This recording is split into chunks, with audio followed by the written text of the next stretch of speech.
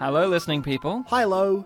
You're listening to Spit and Polish Presents Unappreciated Masterpieces. I'm one of your hosts, Ryan Sliwinski. And I'm one of your hosts, Bartek. Hello, Bartek. How are you? Very good, Ryan. How are you? I'm very well, because we are going to be doing our show Unappreciated Masterpieces, a show in which we do feature-length audio commentaries for movies that seemingly don't deserve a commentary track, but we say, hey, wait a moment there. We disagree. These are great movies. These are movies that have been overlooked and deserve more love and more appreciation. Isn't that right, Bartek? I think it is right. You think it is, or you know it is? I think it's right, left, up, and down. Oh, but no diagonals. In fact, I'll include depth as well. Oh, you're in out. real third dimension. Yeah. Great. But Bartek, But no diagonals. Why are we called Spit and Polish, for those who aren't in the know? It's a good name. Okay, fair enough. So, Bartek, what's the name of the movie we'll be covering in today's episode? Because I don't know, I'm in the episode. The name of the movie is We Are Always Spitting and We Both Happen to Be Polish. Oh, I love that movie. Is that the one with Zac Efron where he's a DJ and he has to make a bunch of friends, but they're not really his friends? Ryan, you learned Polish. Oh, good. No, that's the reason why we're called Spit and Polish. The Okay. title of the movie is It's a Good Name. I was mixing it up. Oh, so we're watching It's a Good Name. Is that No, that was a lie as well. similar to the Jimmy Stewart movie? What's the Jimmy Stewart movie? You know, It's a Wonderful Life. Still haven't seen it. You know of it, right? Yes, I mentioned it. Okay, fair enough. Okay, Way we don't back- need to get into this. Way back in episode 8, when they watched the movie in Meet Dave, I mentioned I have a DVD copy that I still haven't watched, and I still haven't watched it. You know, it's one of the most successful flops ever made. Yeah, I got it at the same store that I bought So we're Ricky watching O. It's a Wonderful Life, are we? Great. It's not Is it? Christmas. It's not unappreciated, is it? Well, I guess at the time it was, but now it's I not. mean, even that 70s show had an episode. Oh, based fair on it, enough, so- fair enough. So, They had guys, get your Newman. copy of It's a Wonderful Life ready, because we're going to be... No. I didn't bring mine, so I guess I still haven't watched it. No, the movie that we are watching right now is Bez Snoo. Sorry? Bez Snoo. Bez Snoo. Yes. Did I say it right? Yeah. Well, then that means Snoo. I know what the movie is. We're watching Bez Snoo, which is... It sounds like some kind of Pokemon. Bez Snoo. Well, gotta catch 'em all! It's Bez Snoo! And it's some kind of, like, sleepy Pokemon. Yeah, It's it's like Snorlax's cousin, Bez Snoo. Maybe Drowsy's brother? Yeah, but that could be Snorlax's cousin. Oh, yeah, they're both like yellowy. Exactly, don't be racist, Bartek. So what is Racist that? or That's content. that's Polish you're speaking. It's unfortunate because we are both Polish, but I don't speak the language. I only You know what, understand Ryan? it. I actually remember that this time. This week, I was being a dick. Oh, okay. Yeah. Finally. Okay, fair enough. Bez Snoo means without sleep. Oh, we're watching the great film Without Sleep. So you have to get your copy of the film Without Sleep. You didn't Is that- sleep, Ryan? I did not sleep. No, we're actually watching the films. That's the localized title, right? Yeah. What's the real title? You know, for those that are not local to Poland. But I'm not a big Futurama guy, but I believe you can compare the word snoo to snoo snoo. I knew you were going to go there. I knew Yeah. because I wanted to go there a couple of moments ago, but I restrained myself. Yeah, but I felt like when I said snoo with the Polish accent, you might not have understood it. So what's it in English? Well, Ryan, snoo is a variant form of the word sen, which means sleep. Ah. But it is used in the context of when the sleep belongs to someone. Ah. It's a very complicated... Welcome to the Polish vernacular class, kiddies. It's a very... Oh, he's even grabbing something It's a from his very bag. complicated system. I made a lot of notes about how Polish forms work.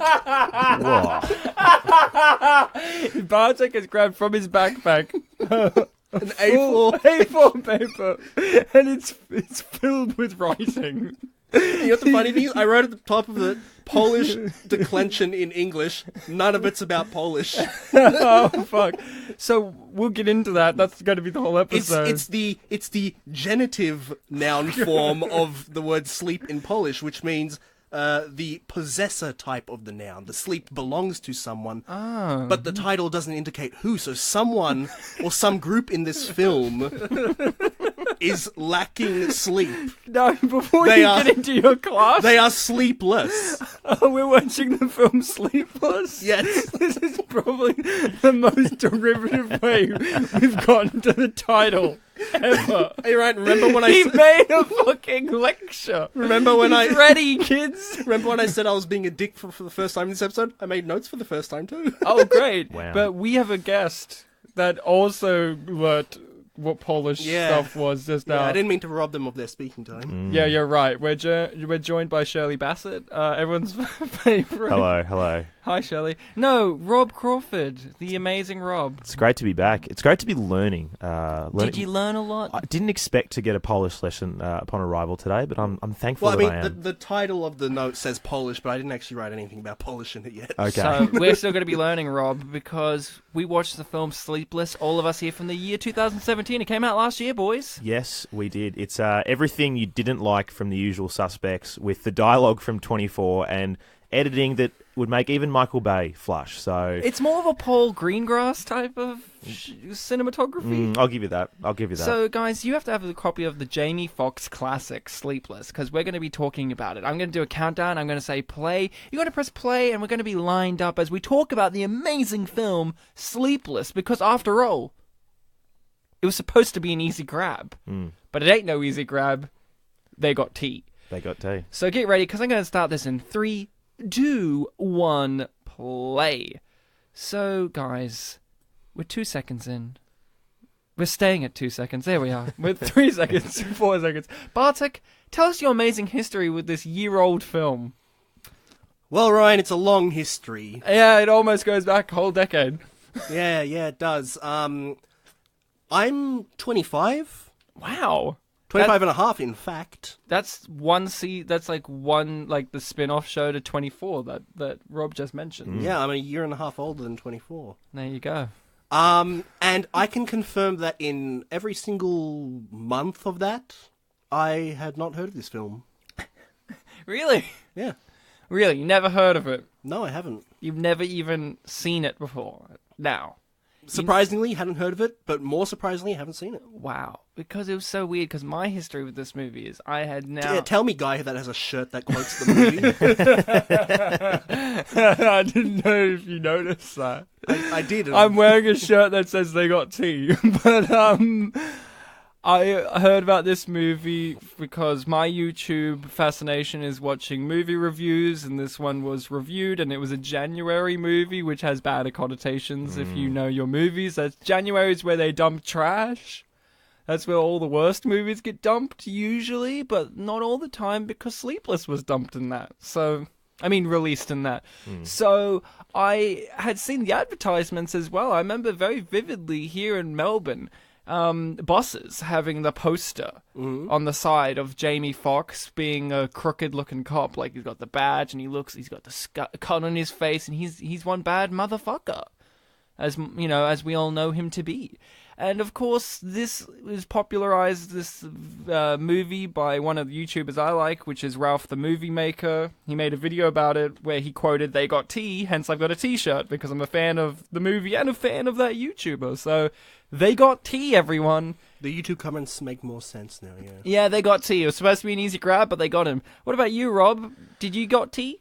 Not quite got tea. I think...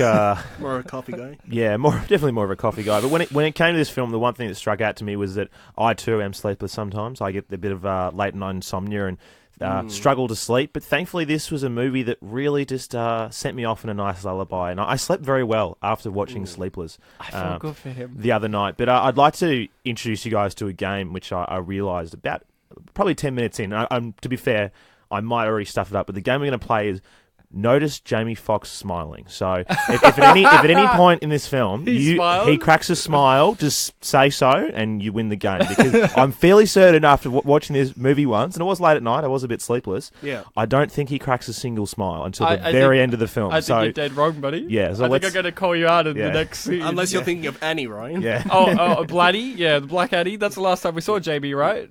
I can't remember if I've seen him since. I also had trouble sleeping, but writing that all those kept notes you awake. helped. No, it helped me to fall asleep. So, just to crack the smile, I really want to know, if it happens in this sequence here in which he's talking to the legendary actor T.I. Yeah. I think he has a smile when he's just like, there's nothing wrong with my face. It's beautiful. But you know what? It's a great game to play because, you know what? With Jamie Foxx as an actor, you know, he's an interesting actor because he's one of those guys that, like, I mean, I can't remember. He's got Oscar nominated. Did he win for Ray? I can't remember if he won for Ray. But at least his Oscar, you know, he's noticed by the Oscars. But he's still one of those guys that I often forget is an actor. Like, I always think of him as just, that's Jamie Foxx. He's that guy who does a bit of everything. A bit of music, a bit of acting, you know, a bit all over the place. You know what? Yeah. He did not smile in that scene. He's a triple threat. I don't know. He's can smiling he now, dance? but you can't see. Yeah. The title is his grin. Yeah. But, I always forget he is an actor. Then he'll turn up in something I like Django Unchained, or what's that one where he's a taxi driver and Tom Cruise is a secret assassin spy, and he's just like, fucking drive me, and he's like, please, I'm not a Scientologist, and he's like, do it. There's some good action scenes. Collateral? Yeah, I think it is Collateral. It's a Michael Mann movie, I'm pretty sure. It's a good movie. Annie. Check it out. Annie, of course. When he rocks up in Annie, I'm like, Jamie Foxx Rocks is up. here. He's the one male lead. Yeah, but he kind of just turns up in Annie. Like, here I am. Oh, there's tea. The fridge got him. Yeah. But yeah, I love Jamie Foxx. He's one of those guys that just sneaks up on you as an acting presence, and it's I honestly, because I'm not well versed in the Fox universe, I don't know if I've really seen him play a character like this before. What about you guys? Honestly, the two main things that I remember him being in are Django Unchained and Annie. Both great films. Honestly, I liked him in both of them. I liked him in this. I mean, he was in Baby Driver last year. Yeah, I heard. Right one? I heard to get right to the point. I heard he didn't like doing this movie. He won. Really? Yeah, he apparently did not. I have guess a good it's time with even it. more unappreciated than it used So to be. demerit points there, but apparently Fair point. -2. Jamie Foxx. Tick. Dick. All right. So now we're in the set of 24. I think his real name's So this is where we've just left. We left his house, and now we're back in 24 again. So keep an eye out for the bluntest speech and dialogue between these two ever. This woman here, In a good way, though. the woman here in the grey suit is possibly my favourite person of the entire film. Wow. Her expression at the end of this scene is priceless. It's great because let's not forget that Michelle Monaghan, if that's how you pronounce her name, because I've heard it pronounced... Monaghan? I've heard it pronounced Monaghan, and Mahogany. So... got it written. Michelle Mahogany here is... Honestly, she's also one of these actresses. Very similar to Jamie Foxx. Not saying that I don't forget that she's an actress, but she's one of these ones that I never think of her straight off the bat as like, oh yeah, Michelle Monaghan. But then when she does appear in something like True Detective, how can you forget her? She's great in True Detective as one of the characters that is not Matthew McConaughey. Yes. So like, because True Detective is the let's love Matthew McConaughey show because it's his best performance in all of his career, but she's great in that, and she's great in this because in that show, which I think is probably what I know her from the most, I'm sure other people out there will be like, oh, she's from this classic movie. But when I think of her in True Detective as the struggling wife. In this, she's a strong lady. She's not held together with masking tape. She's held together with a cut on her cheek and a smoldering sneer. I love her character in this film. Yeah. It's like a sort of, she thinks she's... Here we go. Wait for we it. gotta see this expression. Is that it? Well, she walks away, right? Oh yeah. Don't you like how police stations are made out of nothing but glass? Yeah. Yeah. So you can see what's going on at all times. Oh, Dude, if Sarah Connor was taken to this Here we police go. station, she'd have Here no we go. hiding places. No, she wouldn't. Okay, I'm waiting for the expression. Oh, there. Uh-oh. Jennifer. She looks lost. It's pretty good. So but you're I saying- love her character because she acts like she's a hard-boiled almost veteran police officer, but then throughout the film, she's treated like a rookie and makes a bunch of rookyish mistakes. It's because I know that it's because her partner is, secretly corrupt, but also because of she her is the title of the film. Sleepless. But She's no. the I was going to Sleepless. say it's many things, Bartek, because this film's quite nuanced. It's based on a French film. So it's Bellissimo. nuanced. Yeah, exactly. All right, Hotshot, it's yours. That was a good Jamie Foxx impression. No, she's got multiple things going on because, she fucked up at her previous job, so now she's back and people are treating her in this condescending way, which she attributes to sexism, but then her partner, who also is, her partner who we find out is corrupt later, brings up several good points about how she's being treated like this because she fucked up at her job and missed and wasn't alert and all that kind of stuff. And she's now coming into this movie really over-eager, overconfident. She's trying to be as masculine as these boys in the Force that she thinks are treading on her. And she's making rookie mistakes in the movie because she's a bad cop. Yeah. She's been told that by herself, so she is becoming one. But then at the end of the movie, when she realizes that, hey, wait a moment, I can believe in Jamie Foxx, who's also a bad cop, that he's a good cop. And that's what makes her a good cop. She believes in good cops. She might not be a good cop on this day, but the sun will come out tomorrow. Now, She will sleep. this is another scene with excellent dialogue. I feel like whoever actually wrote this film might have used Twitter too much because they were like, all right, I need to get this into as little characters as possible and get my point out. This is just bang, bang, bang, punch, punch, punch, and then the scene's over. Well, it's because it's an action scene of dialogue. Yes. Where are the hashtags? They're punching. Yeah, where are the hashtags and the lols? And the ats. It's really weird because she says lol. She's like, at Jamie Foxx, what are you doing? Yeah, exactly. At Jamie Foxx, best film ever made. Look at him. I like how they both have cuts on their cheeks. Like it's like they're the same coin but different sides. They want to, even though their cuts are on the same side of their face. They're just really big fans of Nelly the rapper, but they just chose not to put band-aids over their Dude, face. you know what the funniest thing is? Literally, last week, I think, after the podcast, I brought up Nelly. I think that's what happened. Was it last week or the week before? I brought up Nelly. I feel like you brought up in an episode that Nelly should have played someone. No, but I mean, after a podcast recently, I brought up Nelly to someone, and they're like, "Oh, fuck you," and I'm just like, "What? Nelly's great." I think it was because we talked about Venom, and I was like, I can't imagine Reese. Eminem. Fuck you, but... Eminem, and I'm like, "Oh, I should go to Nelly to do the soundtrack to Venom." Yeah, I think that might have been before the podcast was shaken, guys. So here's the thing: this movie has a lot of recurring actors for us. Obviously, Jamie Foxx was in Annie, which we've hinted at. But Bartek hinted at by saying it directly. Bartek, of course, we know his wife. Don't get her confused with the character of T. Her name is D in the movie. Oh. Who we've had her on the show before. Was she in Meet Dave? No. She was. You're correct, but she was also more prominently an actress in the film Lakeview Terrace. Oh, yeah. She's the wife. That's Gabrielle Union. Oh. Much acclaimed actress Gabrielle Union, who I feel like should have been in When the Bow Breaks. She wasn't, but I want to feel like she was. Honestly, I'd like both of these people to be. Who is this Dave character? Dave? I just feel like this... I honestly thought Dave was going to turn up. I know. I was waiting for like Dave... Oscar and Oscar. Dave's going to come in and save the day. Leave it for the sequel. Yeah, it's true. The sequel that they set up at the end. The sequel... Sleepless 2, Dave's Revenge. No, it's Sleepless. It's even more... Dave's the dad. It's Asleep. It's just called Asleep. Can we... right, one of you guys, I think, just said Dave's Revenge or something. Dave's Revenge, that would yeah. have been Rob. Can I just point out that... I don't know... Bartek, you're a video game guy. Yes. In comparison to myself. Rob, are you into video games? Yeah. Okay. I play video games. Did anyone else feel like this was a video game movie, but there's no video game of this? There's a bit in the elevator.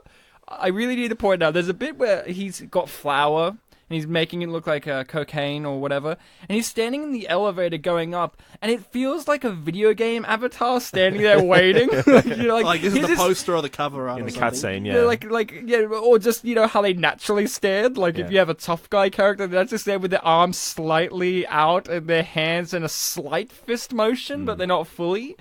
and then he has several outfit and weapon changes throughout the movie. Like he levels up. He gets new equipment. He gets new equipment, new Power up. It's like I'm watching the Hitman movie all over again. Like, and it feels like one of those movies, like if they made Driver a movie. Like, remember Driver, the GTA rip-off game? That the second one was better than the GTA game. I've never played them, but I know them, yeah. But, guys, there's many actors returning. Unfortunately, they're about to get tea in this scene. Lots of tea. Lots of tea getting got. And we have never seen tea in any of these other movies we've done. But Bartek, you messaged me last night, very eager, about the fact that you noticed someone that has appeared in a movie we've done on the show before. Could you tell us? Yeah, I was more noticed the fact that, like, I just recently learned who this person is. Okay. So in the credit listings, obviously the top billed actors are listed first, and then the lesser ones are last. Which is a shame. Yeah, as per usual. No, sometimes they do it alphabetical. Oh. And then you got Major Payne, where it's just random.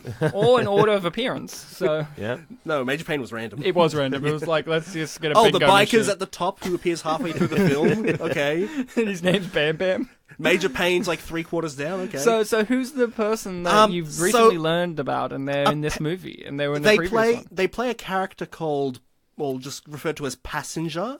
No. I'm not sure what scene they're in. Well, it could be many scenes. Is it this scene here? Well, I don't think they play T. It's a real father. Well, T's the passenger. It's a real father-son moment when your dad goes, "Son, this is a handgun. Use it when you need to." And then he doesn't. I thought that was going to be set up to foreshadowing later, Yeah. but then in the end, He the does wife uses it. Oh, doesn't he shoot someone? No, he runs them over with a car, doesn't he? He does, but I could have sworn he also shot someone. We'll have to find out, Okay. because we've only seen this once. But anyway, the passenger is played by a guy called Ruben Langdon. Oh, Ruben. Yeah, I've recently been playing the Devil May Cry games, and he plays the main character in the third and fourth one, both voice and motion It's capture. weird because Rob played the main character in the first two. It's true, I did. Oh, no. Well, I mean, two different people in the first two. What, you don't think Rob has versatility? In names, yes. Now, who do you think has a better goatee, Rubino or Jamie Foxx? Whose goatees? You're really, Rubino's is like you're really pushing Scoot McNairy out of the equation on this, aren't you?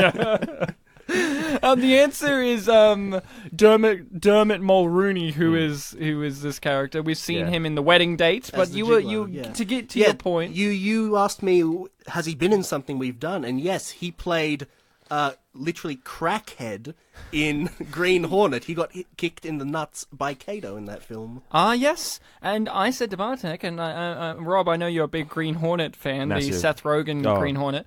Of course, that is not the only Green Hornet star in this movie. Her corrupted partner, who's David Harbour, who's now a well-known actor for things like Stranger Things, and he's playing Hellboy. Doug Dennison in this film? Doug Dennison. Yeah. He played the evil DA Scanlon. the district attorney in the Green Hornet, and the only method they could come up with stopping him was to brutally murder him. And in that movie, they're still doing the whole vigilante, we shouldn't murder thing, but then they're like, oh, fuck it, and murder Screw him. And I remember when I listened to Green Hornet commentary track, it was that, like, Green Hornet was like 7 years ago now. Seth Rogen's like, man, we're like nearly finished on this production I'm working on called Sausage Party. Yeah. It's like, little did he know it would take so much longer. Didn't you say that throughout the commentary that he kept trying to refer to the film as a sausage party to transition into that? Yeah. So this is the iconic scene, they got tea. Yeah. As a blind viewer, it didn't stick out to me that much. This is also the 24 scene where in every series of 24, at one point or another, he gets shot. He goes into a bathroom and he tapes himself up. What I do give credit for this film for is that they actually continue with the injury. They continue with the injury. There is that many action films where people basically have limbs blown off, and then it's like, I'm okay. Yeah, I'm actually okay. It's a permanent, injury. And credit to the director for actually remembering, going, oh yeah, you got shot. Let's just act that out a little bit. Well, stabbed. Yeah, sorry. Oh, it was stabbed, wasn't it? Yeah. Shot with a knife at close range. Yeah, Fun fact: the first goof on the page was his wound changes sides constantly through the movie, but I never noticed that. So. I felt like it was always on the left, but I guess we can look out for that and the spine. But guys, in 24, do they have a scene in which Jamie Foxx angrily throws his shirt at the cameraman and it makes the cameraman nearly fall over and then they have to cut? No, I don't think so. Then I challenge you, 24, to step up your game. We know Kiefer Sutherland's a wild man behind the scenes, so just let it stay in the movie. So we heard the got tea, but now we're going to see the legendary shirt throw. You're right. It shook. It hit the cameraman. Yeah. I was wrong about it instantly cutting, but you can tell the cameraman at the stare on his toes. Now, He got Rob, his bearing. Yeah. It's fair to say the cameraman was talking to the HR department after that. Now, Rob, we went to university with you. You majored in film and did some acting as well. This is a phenomenal scene. This is probably one of the best scenes in the entire movie. This character, no offense, Rob, you would play this character of the guy getting his tongue cut out, but you would be great as him. Oh, but I was gonna absolutely. say you've worked on films stuff. Yep. Have you ever been the cameraman? I've done some camera work in my time. Now, how hard is it when someone throws something at the cameraman? Especially a shirt. Yeah, look, it's not something that you want. I mean, I do a lot of work in the world of sports. There are often balls flying around, and you don't really want something to be hitting the camera because the next thing you know, you've broken a lens or a filter or something, and that's a lot of money. So usually there's a fair rule of don't touch the effing camera. I remember when we did a thing at university, we had to do make a fake TV show thing. And one of the classes, not our one, but one of the other ones broke the really expensive camera because someone threw something at them. So don't throw things at the camera, people, Jamie Foxx. Don't throw That's what I'm basically saying. Rob, you're into sports, so you must have really appreciated this baseball scene. Yeah, I did. The one thing that I kept asking myself was that, one, how did they get into this massive baseball stadium? And two, where's the part in the scene where some cleaner rocks up and goes, there's a guy hanging upside down in here and there's I got blood an answer everywhere. for you. Their family have a lot of friends. They got a lot of friends. They got a lot of friends. They got a lot of friends. Also, we don't know that they left him there. We just know they cut out his tongue. Yeah, it's true. This could be the Novak Stadium, for all you know. This could be the Novak Stadium. This is what they do. All right, guys, before the game, we're going to sacrifice someone. Yay! Our cousin. It's their cousin, It's their cousin. It's okay. Were you honoured that his name is also Rob? Yeah, I was honoured that.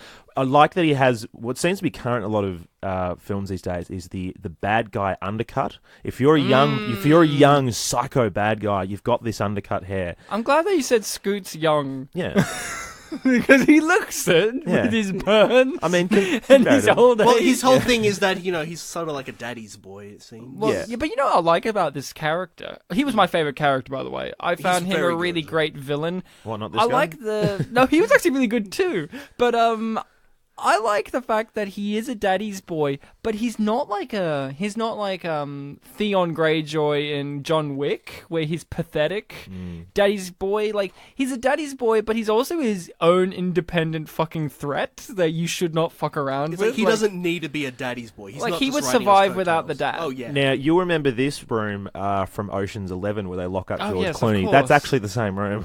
It's interesting because every casino film were actually all shot on the same set. It's really surprising too that George Clooney decided to do blackface to play T, which is a real twist on the convention. Yeah. You know what? And it's weird because he does look 16 years old. He pulls it off. The more I see of George Clooney, the more he impresses me. The more of a chameleon he is. It's interesting because he's also playing D, which is really great. There is no Gabrielle Union. There's only George. He's actually every character in the film. That's not even Jamie Foxx. The G in Gabrielle stands for George Clooney. That's what it really means. Wait, Gabriel... Oh, I thought that was Alfred Molina. Yes. Alfred Molina can play any race, but not different genders. You got nailed there, Bartek. No, this film has everything going on. It has intensity. It has multiple villains who are villains against each other, but have to work with each other in circumstances. I did like that element of it. I really thought that the crime world stuff of this was really great, and the corrupt police, and when the twist of David Harbour's character being a corrupted cop came into it, I was genuinely surprised, because I was just like, hey, he's making some good points here, but there was that thing in my brain where I was like, he wasn't the Green Hornet as a corrupt character again, so... I like this movie a lot, and I felt like it did things in its own unique way. But when I was looking up the YouTube comments, this is one of the times where I did watch the trailer, mainly because I needed to hear the meme line. They got tea. That and the easy grab thing. Well, it was supposed to be an easy grab. Yeah. Yep. Ain't no easy grab. And watching the trailer on its own, it felt a lot more like more of a generic actiony thriller kind of film, and I really thought like, this is giving you an idea of what the film is like, but you really need to see the film to get, feel the nuance, to feel how real it is. Like the whole crime world thing, I thought was a really good element. It's not just like everyone versus Jamie Foxx. I mean, in a sense, it is, but it's also everyone versus everyone. Exactly, it's dog eat dog. It's Las Vegas. It's fish eating fish. And if you've ever watched any film with a casino in it, there's always the same scene where they're in the surveillance room. Well, you can't have a casino movie without being in a surveillance room. It's a fact. Dude, it's a casino. Of course there's going to be a surveillance room. And of course there's going to be a scene in it. I would have really liked it if they had, in this casino, Joe Pesci just roaming around, breaking arms. I would love it. Putting heads in vices. Yes. Yeah. I would really have appreciated if they showed a suicide door. You know about those? About those in casinos? Rob's a big casino goer. In casinos, at least here in Melbourne, in the Crown, they have suicide doors in the bathroom because a lot of people, when they lose all their money, they go to the bathroom and kill themselves. So instead of halting business by phoning the police and sectioning off the area, the staff can drag them through this door that's in a bathroom that leads out back to an alleyway, and then the police can get them from there, so they don't have to slow down business. Casinos have suicide doors. I really would have appreciated if this movie showed the complexities. Maybe Jamie Foxx could have used a suicide door to escape, but, America's hardcore. No, I think Bartek's favourite character... Casinos are just a very honourable business, as we know. I don't know about you, Bartek, but I hope your favourite character is my favourite character, bathroom attendant, who's got a heart of gold because he gives him his watch back. Another great goatee here with the ponytail gentleman. Well, it's a combo. He's got a great ponytail and a great goatee. It's weird that you're obsessed with goatees, Rob. Well, I'm actually not, but as you know, apart another one. So, nothing says I'm obsessed with goatees more than I'm not. I'm not. Apart from T, there aren't many male characters in this film who haven't got one. So you're right. David Harbour's the other one. Yeah. Does Passenger have one? I don't know. I honestly didn't recognize it. Of course, Dennison doesn't, but there's. Yeah, this film is like a cavalcade of actors and ones that we've had on the show. Like, it's so weird for us. I don't know if you've ever seen the film Wedding Date. No, I haven't. But in the film Wedding Date, Dermot Mulroney is the lead guy. He's a real heartthrob, and he's real handsome. And he plays the casino owner in this. And he looks completely different in this. Yeah. Like, it's not that he's necessarily the fact his age, because I looked up what he looks like outside this film today, and he looks kind of pretty much like how he did in Wedding Date, but a bit older. Because that was 15 years ago now. But this film, he looks like your Italian casino owner. Yeah. Did you watch this with Rachel? I did, and she did not know it was him. Okay. My fiance loves Wedding Date, hence we had her on the episode of that, but she did not know it was him. But I even said in the opening credits, Dermot Mulroney, I can't wait for when he comes on. And I never pointed out when he did. Did you know it was him? No, but then near the end, spoiler alert, he gets shot in the face. He said a line of dialogue. I can't remember what it was. It was something like, oh my god, and the way his voice cracked in it made me go, oh, that's him. Just the voice crack, because he had a different accent in this than he did in Wedding Date. In this, he's a little bit more... Where are my drugs? A common line is, where are my drugs? I asked you very nicely for drugs. See, there's a suicide door right there. In his office. In his office, in case he wants to kill himself. And tea. You know what they say, you got to have a safety net, Rob. Yeah, great focus pull there by the cameraman. Just a slight one. Hold on, suicide door, but aren't they really high up?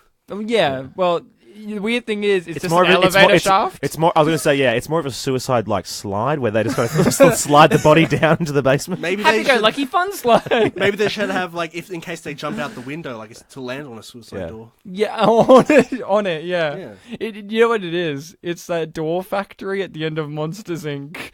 where he just keeps falling through. They have to smash him.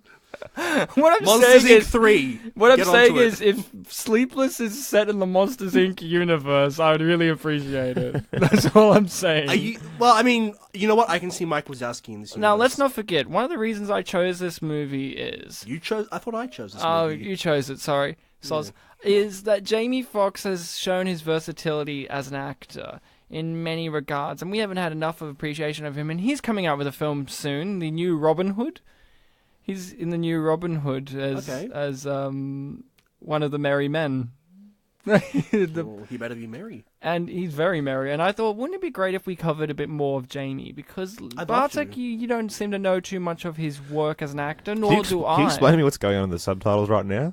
Well, the subtitles are telling us, no, where am I going, Dad? 10 minutes. Still, Just to be clear, he's not going to Dad. I was going to say, if you missed it before, it basically looked like someone's cat had just walked across the keyboard. There was a bunch of random letters. Well, I believe earlier when the character that you liked from the police station said Jennifer, it said Jennifer. Yeah. Well, there's a fair few typos in this. Distinct Ryan chatter, picked these guys. subtitles, yeah. She's just carrying like 25 kilos. No, half of 25. 23. Yeah. No. Yeah. Jamie Foxx gave him 2 kilos No, and there were 23 I'm left. not a big expert on weight. On maths. But carrying 23 kilos of drugs in a garbage bag, would it be that easy? No, I'm familiar. I'm a big carrier of weight. I'm familiar with lifting weights around, and usually when it's condensed, you can kind of do it. But 20, it's like think of it, you're carrying like a logs essentially. Like it's like carrying wood. If you ever pulled a bag of wood out of somewhere, Yeah. it's bulky. It's not ideal, and she's not exactly a big person.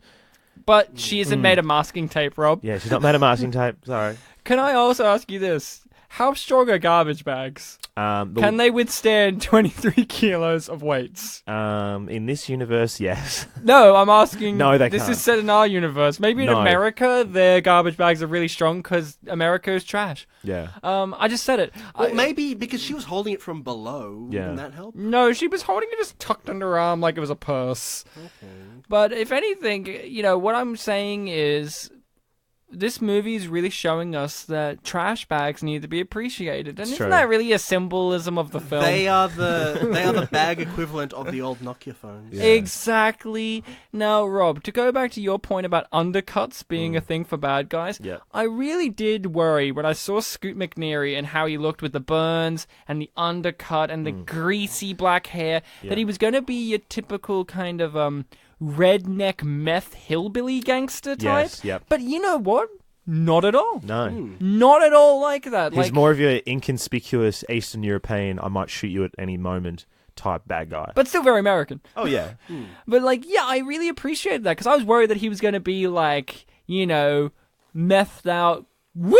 Like, even when he had to test the drugs, he did it really gingerly. You were thinking that he's probably going to say yeehaw a couple of times for He's no gonna, real reason. He's going to call Jamie Foxx boy throughout the film. Yeah, I thought he was going to be a real hothead villain, while the casino owner would be the cool, level-headed villain. But in the end, they're both very level-headed. He obviously does fly off the handle at times, but that's to show dominance, not just his personality. Like, when he grabs him by the balls and all that, it's just to show dominance. And he's not, screaming at him. He's just like, get me my fucking drugs! And at the end, when he's being menacing in the car park, he's got the mask on, he's just shooting the He's not assault doing the rifle. cocky thing where he's like, come out, little pig! Like, he's not doing shit It's like that. he's not saying a word, he's just firing every now and then, and it's menacing. I think he gave a really great performance in this. Scoot McNairy's great. Like, I was saying before the podcast, I did not know who he was, really, and I saw his name, like, oh, look, this guy up. And this is a guy who's been in a lot of things. Like, he's just consistently been in things, like, good and bad. Like, he was in Gone Girl, but then he was in Batman v Superman. Like, he's just done a variety of things. It's just interesting, The work that he does in this film, which many people could consider a lower film, like a generic movie, he really gives it his all in this. Scoot McNairy kind of lifts up a lot of the weight of the movie, because Jamie Foxx is playing a really complex role where he's an anti-hero. But then we realize halfway through the film, twist, he's actually a hero.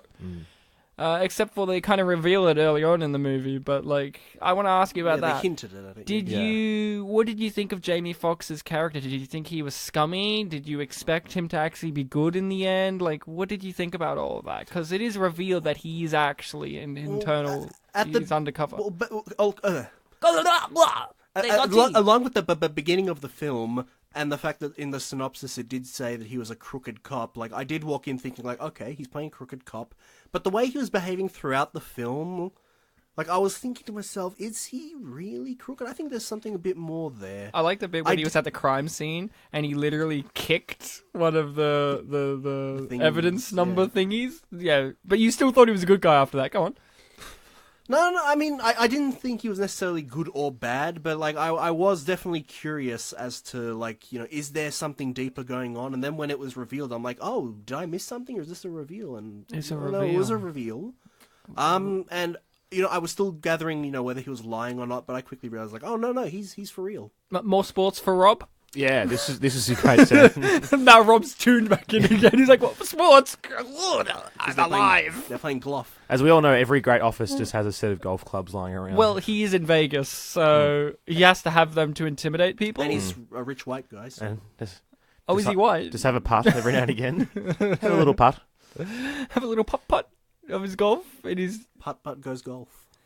I love this scene because, you know, I expected him to do the goofy shit where it smashes through his big window or something, but instead he's aiming at his family photos. Yeah. Ryan, he's not a redneck. He doesn't speak like one. He's not goofy. Oh, yeah, but you know how you still... it takes a little while to expect it not to be that. Like, there's still a thing in your brain where you go, oh, God, the shoe's gonna drop. Do you know that I think they've glossed over the fact that he's hit 3 out of 3 targets there. Like... He's got a great short game, dude. They've completely missed the fact he that owns a baseball field. Exactly. He's really should give up this crime thing and pursue a career in golf he's a rich white guy. Because there was no bit where the ball just bounces around and hits a few things. Hits him. Exactly. He's just nailed every single shot there. They've all glossed over the fact that he's actually a pro. Scoot McNairy's Tiger Woods. I'm just saying. Undercover again, rich white guy. Rich white guy, yeah, you monster. This poor woman's just on the phone constantly, and then police show them their badges, and she's like, "Oh God!" I do like that. Obviously, her job isn't interacting with police, but every time we see her, she has to interact with a police officer. I would like to see her not interact with police. And she's just her mini short film. And she's very calm about it. Like if you worked in a job like that, and someone came in showed you a badge, the first thing you're going to do is be like, oh my God, to the other employees, the cop just came in here. How crazy is that? Vegas. It's Vegas. Anything happens. And she works for a crime lord. Yeah. So there should have been a scene after the credits where like someone walks up to her and she's like, oh, let me guess, another cop. I'm like, no. No, I just thought... Let me guess. I was gonna use the another policeman, and then it's the cleaner who got kicked in the balls. It's like, no, I'm a cleaner. My balls hurt. No, it's passenger. Passenger, sorry. Yeah, it's in a women's spa. Yes, in a women's spa. That's half the joke. Now, yes. Did you see that this car was set up and it was going to be paid off? I didn't, but now, as soon as I saw it, I'm like, Rob? It's the car. That's a car that passenger. You know what they say? It's a car. When you Chekhov's car. Yeah. When you introduce a car in the first act. No, his last name's Novak. That was good. I'm very proud of you. Novak's car. That was very, very good. It's always great seeing actors now like David Harbour, who's got success with Stranger Things, but he's always been around. And it's so interesting to see him in this, which is after Stranger Things, or around the same time. This is last year, so this was after the first season of Stranger Things. Absolutely. Probably during whilst he was doing season 2, I'd say. He has no beard, so... Fake beard. Nah, man, he's a real beard man. No goatees. And it's always funny because for most of his career, every time I've seen him, he looks like... a nice goatee going on, Ryan. Thank you. Is that in honour of the film? Yeah. I heard you were coming to the show, and I thought, I've got to impress Rob. Better have my goatee ready. So, like, I only trimmed my moustache. You're not a big fan of Rob, then? Wow. Right here in front of Rob. Okay, so he's injured on his left side there. Let's keep mental note. When you're bleeding profusely, when you're in a black outfit, the choice would be a white shirt. That's what I would do, guys. Yeah. I was kind of hoping he was going to pick up one of those dresses and just walk out as a woman. I would have loved that. But he walks... No one will suspect this butch man in a dress. And then he walks out as Gabrielle Union. Yeah. Hey, D. Hey, D. Now, was it a twist that D left the hospital? Dun, dun, dun. Did you think she was going to be stuck in that hospital forever? Did you think that she was going to kill, or incapacitate one of the bad guys? I didn't. You're really giving away the ending, aren't you? Spoiler alert! Scoot McNairy has a dad, and he's phoning his tablet-sized phone. It was a huge phone. He's a huge man. Scoot McNairy is a legend. He's bigger than Jesus. But I mean, back then they probably weren't. So we didn't expect Dee to come in and save the day, save her husband? I guess not, but it makes complete sense that she does, because what else would the film do? Just have her not know what's going on again? Exactly. And also, her tension is building. Now, Rob, you're a big fan of film.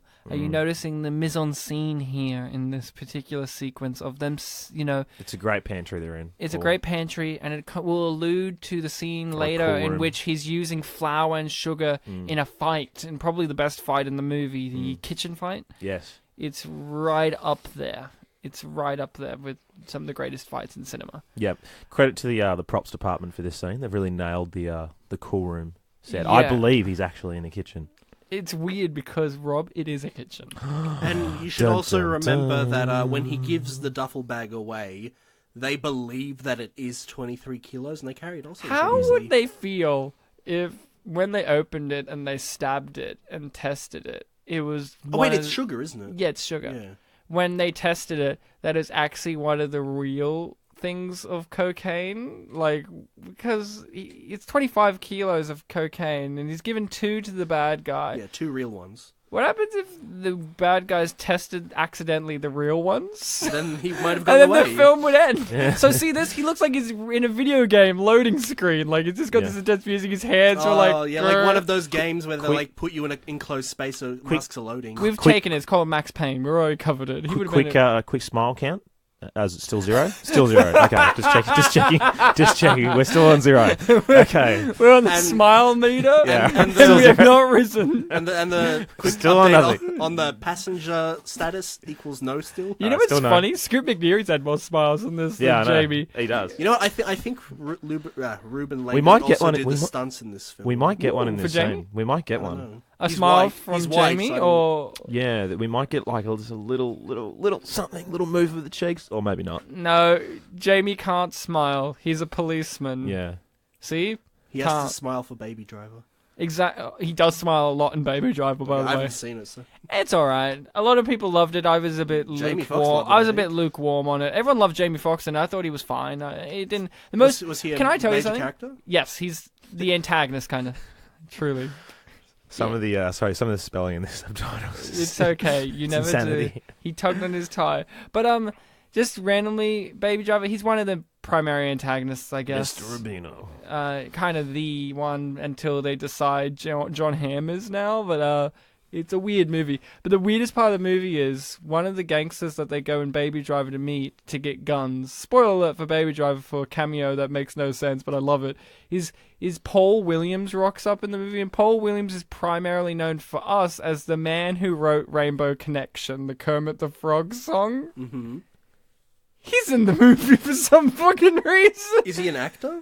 Sometimes, he's acted in a couple of things, and they're mainly those roles where it's like, what the fuck is Paul Williams doing here? So it's like one of those where it's like, what the fuck is he doing here? And he hasn't acted in anything in a while. So it's kind of like, why is he here? But it's Edgar Wright. He can do whatever he wants. That guy kind of looks like Edgar Wright. Do you think he delivered that the drink to the gangster boss guy, and he was really happy that he got a drink, even though things are a bit tough right now? Yeah. So Rob, you're a film guy, and I honestly don't know what your types of films are, but I chose this for you because I had a sensation in my body that said Rob likes cop drama, actiony movies. You were like, I've run out of Bernie Mac films, so we may as well go on to Jamie Foxx. Well, every second film isn't a Jamie. Stop the fucking. The new Jamie Foxx is Bernie Mac, and the old Bernie Mac is Jamie Foxx. He was really good in Oscar. Can I tell you a real story about cocaine?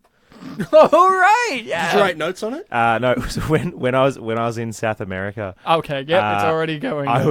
He had the drugs. I was listening to people who were obviously looking to buy some cocaine from some normal people, and we're in a park. And this guy's like, "Yeah, I got some cocaine." I'm like, "Yeah, cool." And I did the thing where you put your finger down and taste it, and I was like, "This is flour." And this little Peruvian guy looked at me. He's like, "No, it's not." And I'm like, "I've baked a cake. This is flour. What is this shit?" So I can sympathise with this guy when you go, "This isn't my cocaine. I got flour." So I was very upset by that. Here's the thing I got to ask though. I know that you can know the taste of flour, but how would you have known it was cocaine? Well, I was assuming the people I'm with would have gone, but they were like, "Yeah, have some." I'm like, this is flour." I like Bartek's like, "Yeah, what's the same?" Like, why would you have known that it was? This is flour. You walk away, and then the guy's like, "I guess flour and cocaine do kind of taste the same." Like, what happens if it was like that? You unless Rob's a big cocaine expert, I don't want to speculate here, but Rob's got a line right now on my table. He's just chopping it up as we go along. It's weird that he's sniffing it off my table. He drew a line in chalk. It was weird. Yeah. But Rob, I chose this because I thought, Rob seemed like the kind of guy who likes these kind of fun, all in one night type action movies. Was I right? Yeah, they're okay. I do love a good action movie. I do. The thing I liked about this movie is that I consistently didn't realize I didn't know whose side I was on for most of the film, because the little teaser at the start of him looking at the board of all the people, I just kind of glossed over that completely. Yeah. So it wasn't until towards the end of the film when I was like, oh, I actually like this guy, because the whole movie I was just sitting there going, who am I rooting for here? T. Yeah, you're rooting for T. I mean, you got his hand hurt by a fire extinguisher. Yeah. Like, all jokes aside, there's nothing bad about T, so of course you'd want him. Yeah. They got him. He gets his hand crushed by a fire extinguisher, and then when they go back to the hospital, he just doesn't tell anybody about that. Well, it's because his dad's blood is on his face, because the mum wipes it on his face. Did you notice that? Yes, I did. I knew I would notice that. I was glad that the blood was clearly dry, because it wasn't. It wasn't. It wasn't? No. So this is when you still. So this is where you're still like, is he the bad guy? Is he the good guy? But he's saying, I'm not a bad guy. I'm a good guy, and you are T, and you have to believe him because he's your dad. Jamie Foxx is everybody's dad outside of Steve Tyler. That's the logic that I have to put forth. So, yeah, I don't know, Rob. I just thought, I really want to hear Rob's opinion on a good action movie, because we've done comedy movies with you thus far for the majority of it all. All three, how funny was Soul Man? Really funny, but then it was really, really somber as well, because it was Bernie Mac's last. The credits had stand-up comedy in it. It did.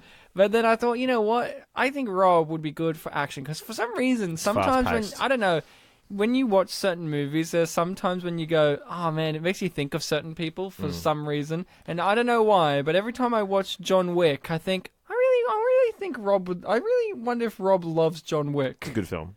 He doesn't. A good film. He's like, it's alright. It's a good film. No John Wick 2. Yeah. I'm looking forward to John Wick 3, because the only photo that they've released is Keanu Reeves on a massive horse shooting a guy on a motorcycle in the face. That's all you want. Prequel. That's all you want to see. Yeah, it's Civil War era. See, as you'll notice here, they're just rolling around in cocaine at the moment. It's weird that they have cocaine in their kitchen. This is all cocaine. Well, they taste the same. Yeah, so... exactly. And you can taste the cocaine through the film. I just can't believe Rob was in South America and had the fucking goal not only to be in a drug deal, but then to dip his finger, lick it, and call this possible murdering stranger out. Like, you don't know them. They could have just said, fuck you. And then we could have and then we're sitting here and there's a poster of Rob on our wall saying missing. And you're forgetting, there's one more element though. We're watching a movie in which a character named Rob tastes flour and he realizes it's not cocaine. It's a bio on Rob. My name is actually Rob Novak. So it's like a Chicken Little. This is more intense than how it really happened. Yeah, exactly. Oh my god, the camera was spun down. Yeah, no, Jamie Foxx just hit the wall. That's a great shot. That one. That was a great shot. It was such a perfect shot. You know what I love about this scene though? He gets kicked and punched in his stab wound, But just throwing a guy through some glass really knocks him down. Yeah, just fine. Oh, sorry, have we missed any point where he accidentally touches the wrong side of his body? No, I've He's still on really the been left. keeping an eye on it. He's still on the left, so... I don't know. When I heard... Sometimes IMDb can be a little jumpy on those goofs. Hence, I don't really ever look at goofs, but that was like, you know, when you scroll down to look at trivia, that sometimes it's just there. You get curious, yeah. Wound, left, smiles... 0.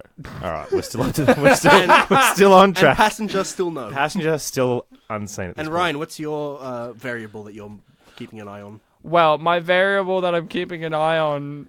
Well, you got me there. I didn't note one down. That's fine. But if I had to pick one, it's how much bigger does Scoot McNairy's phone get throughout the movie? Because I swear to you, Jesus Christ, you swear it grows. He drops it in water and expands. The final expands. scene when the guy lifts it up and says, "Mr. Novak, we have a problem." It looks like he's holding a tablet, like a Nexus, a big iPad near his head. Maybe that guy just has a tiny head, or Scoot McNairy is the size of a giant. Yeah, I don't know. And yeah, there's a scene where it becomes like a plasma TV.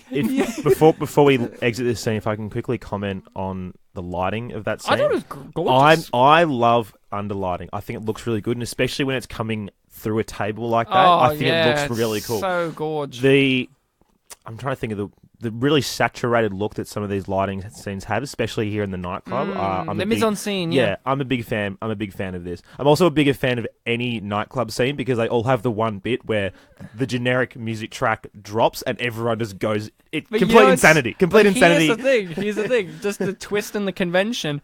The guy says in the music, "And now it's time to let the beat drop, drop, drop." And then the music...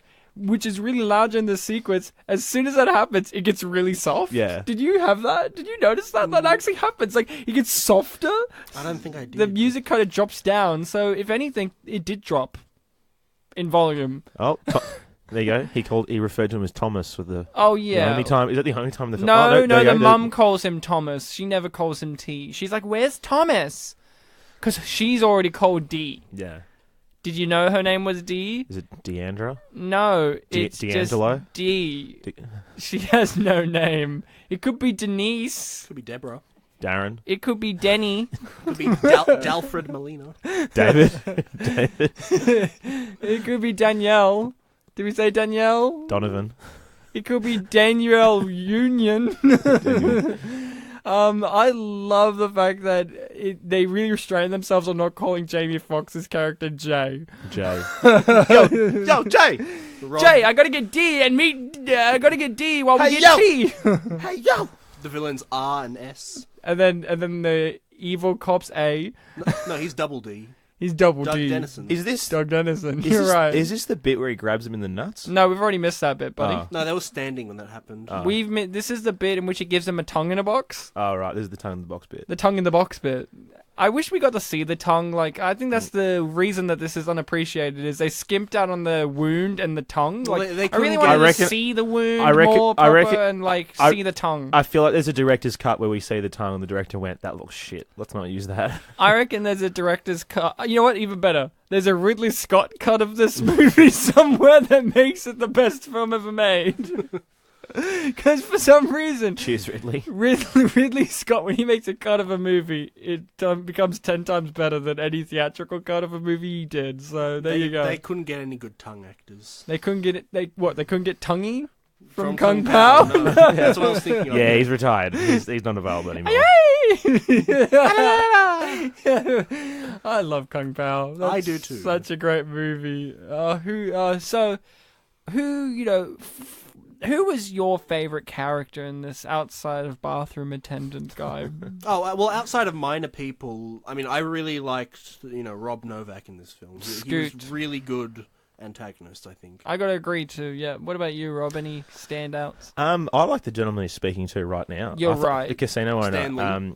Stanley. Rubino, was it? Stanley Rubino. R.I.P. Stanley. Yeah, I thought Rubino was really good.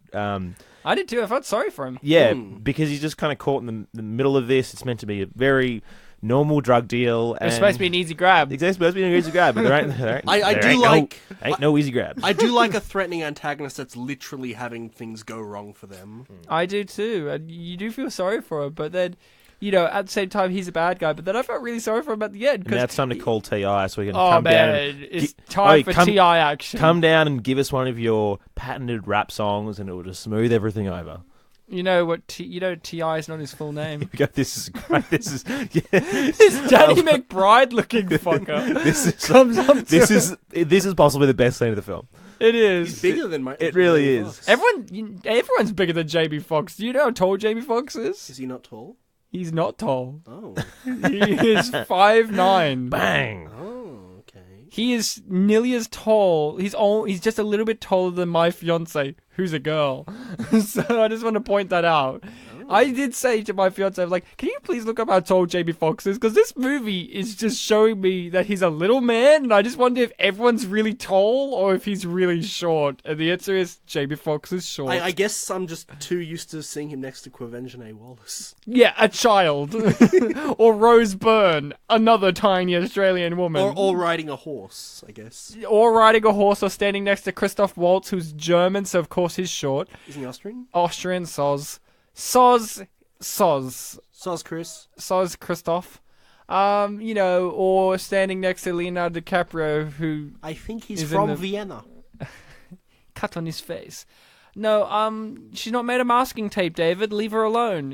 What a mean man he is. No sticky tape. But yeah, this movie has a lot of moving pieces, a lot of revealing stuff. So, Rob, you didn't really know anything about the movie before going in. I came in totally blind. Did Didn't you see have this any- trailer. Same. Did you have any kind of expectations going into this at Especially all? with this title. Especially with the title. Like when I said to you, hey, we're doing Sleepless, and then you had to watch it. What did you think were you going to dive into?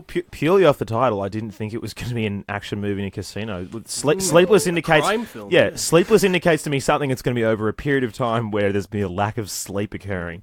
Maybe some kind of I'm not sure. psychological Have you ever effects? seen the movie Spun with Mickey Rourke?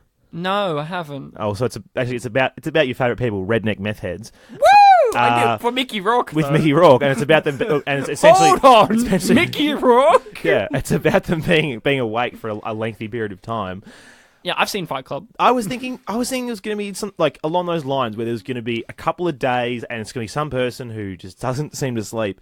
But it was far from that. And yeah, I came this totally blind. You said it's Jamie Foxx and Sleepless, and then when I found out it was 2017, my initial thought was, oh, this is going to be crap because I'd never heard of it. So, Wow, that's not fair. There are But so that's many good. great movies that have passed us by.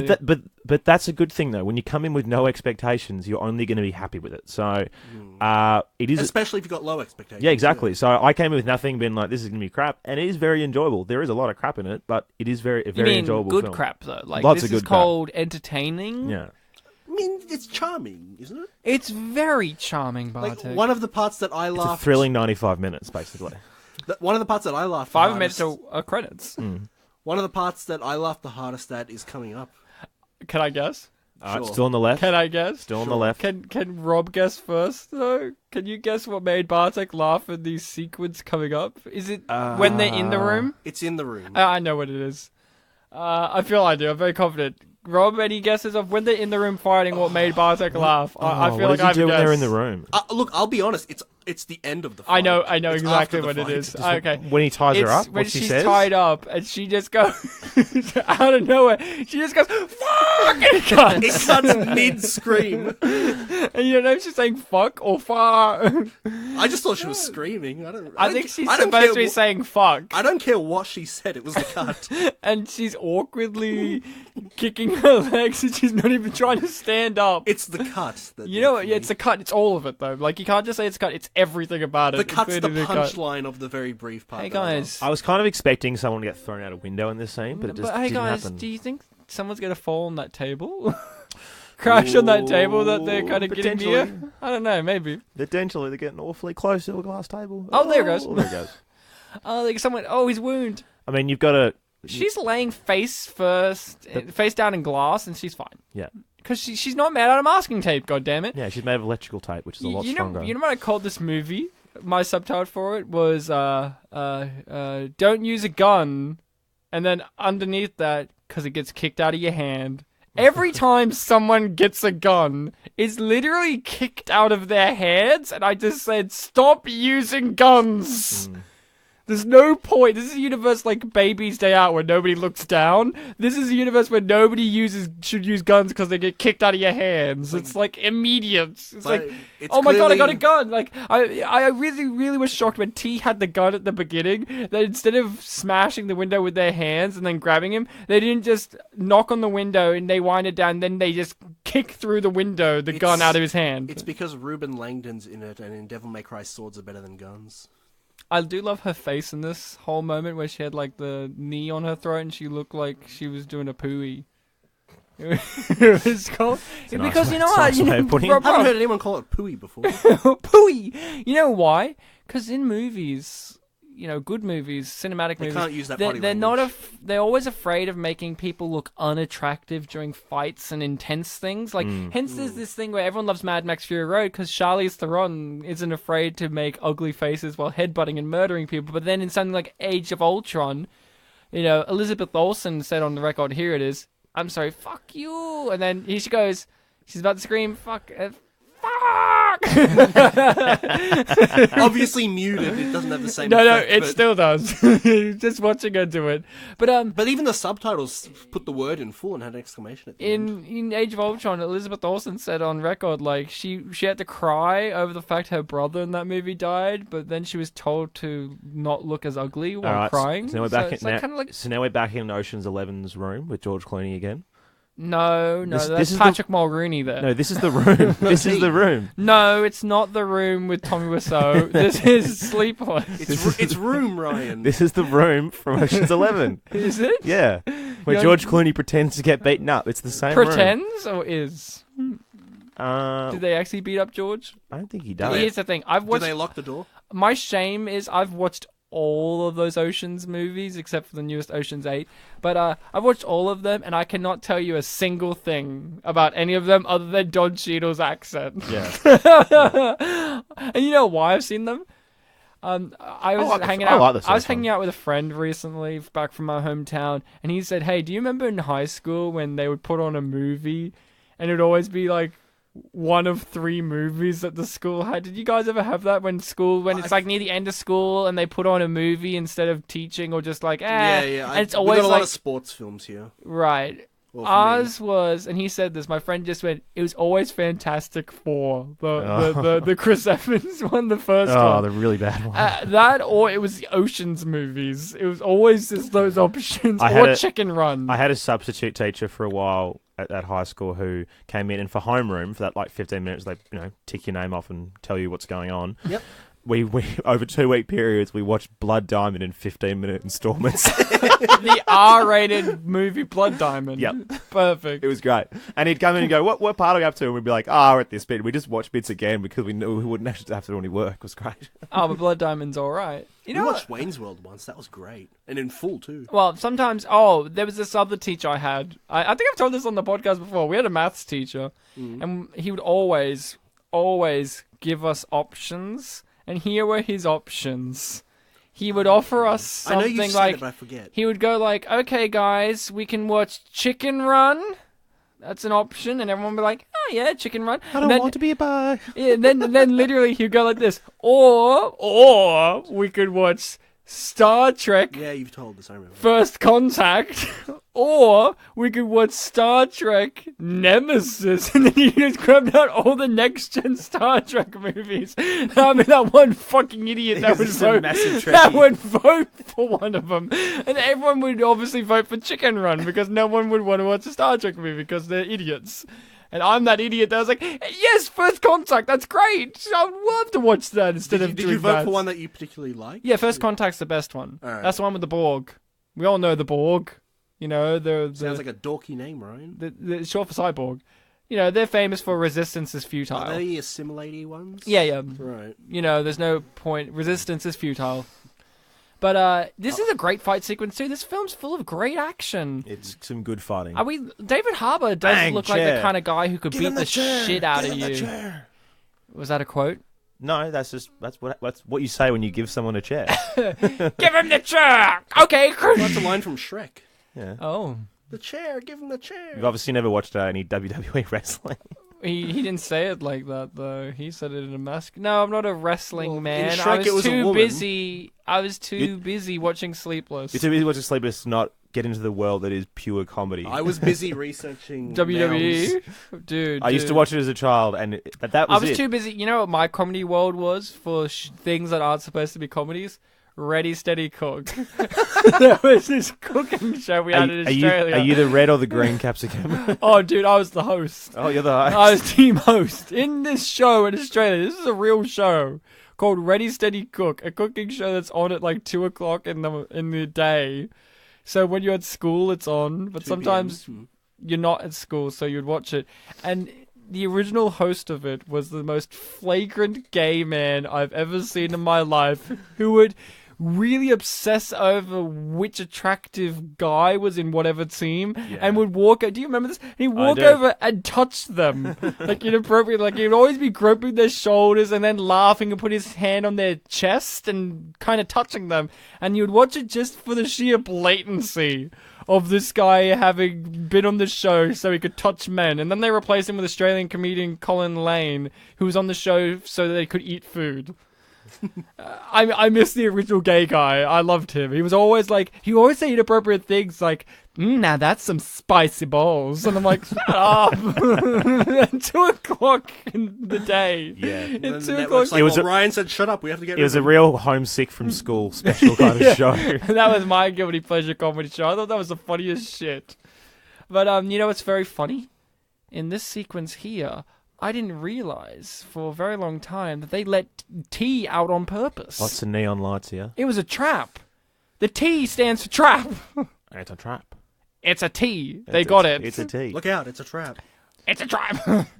I was doing... There must be Dog, some. but okay. There must be some very good air conditioning in that nightclub. Because if you've ever been to a nightclub with that many people, it's very sweaty, and there's dude. no one on that dance floor who's sweaty at all. Dude, it's because it's a Lexus. It's the Luxus. It's It's the Luxus. Luxus. Like, It's sub. Saying It's Lexus. it's a Sub-Zero nightclub. It's Sub-Zero, the best Mortal boss Kombat fight character. ever. If this took place in the Mortal Kombat universe, would you be surprised? I don't know much about Mortal Kombat. Well, so- dude, it's this thing that's like I played the one newer ones, yeah. I know you're more of a Tekken fan.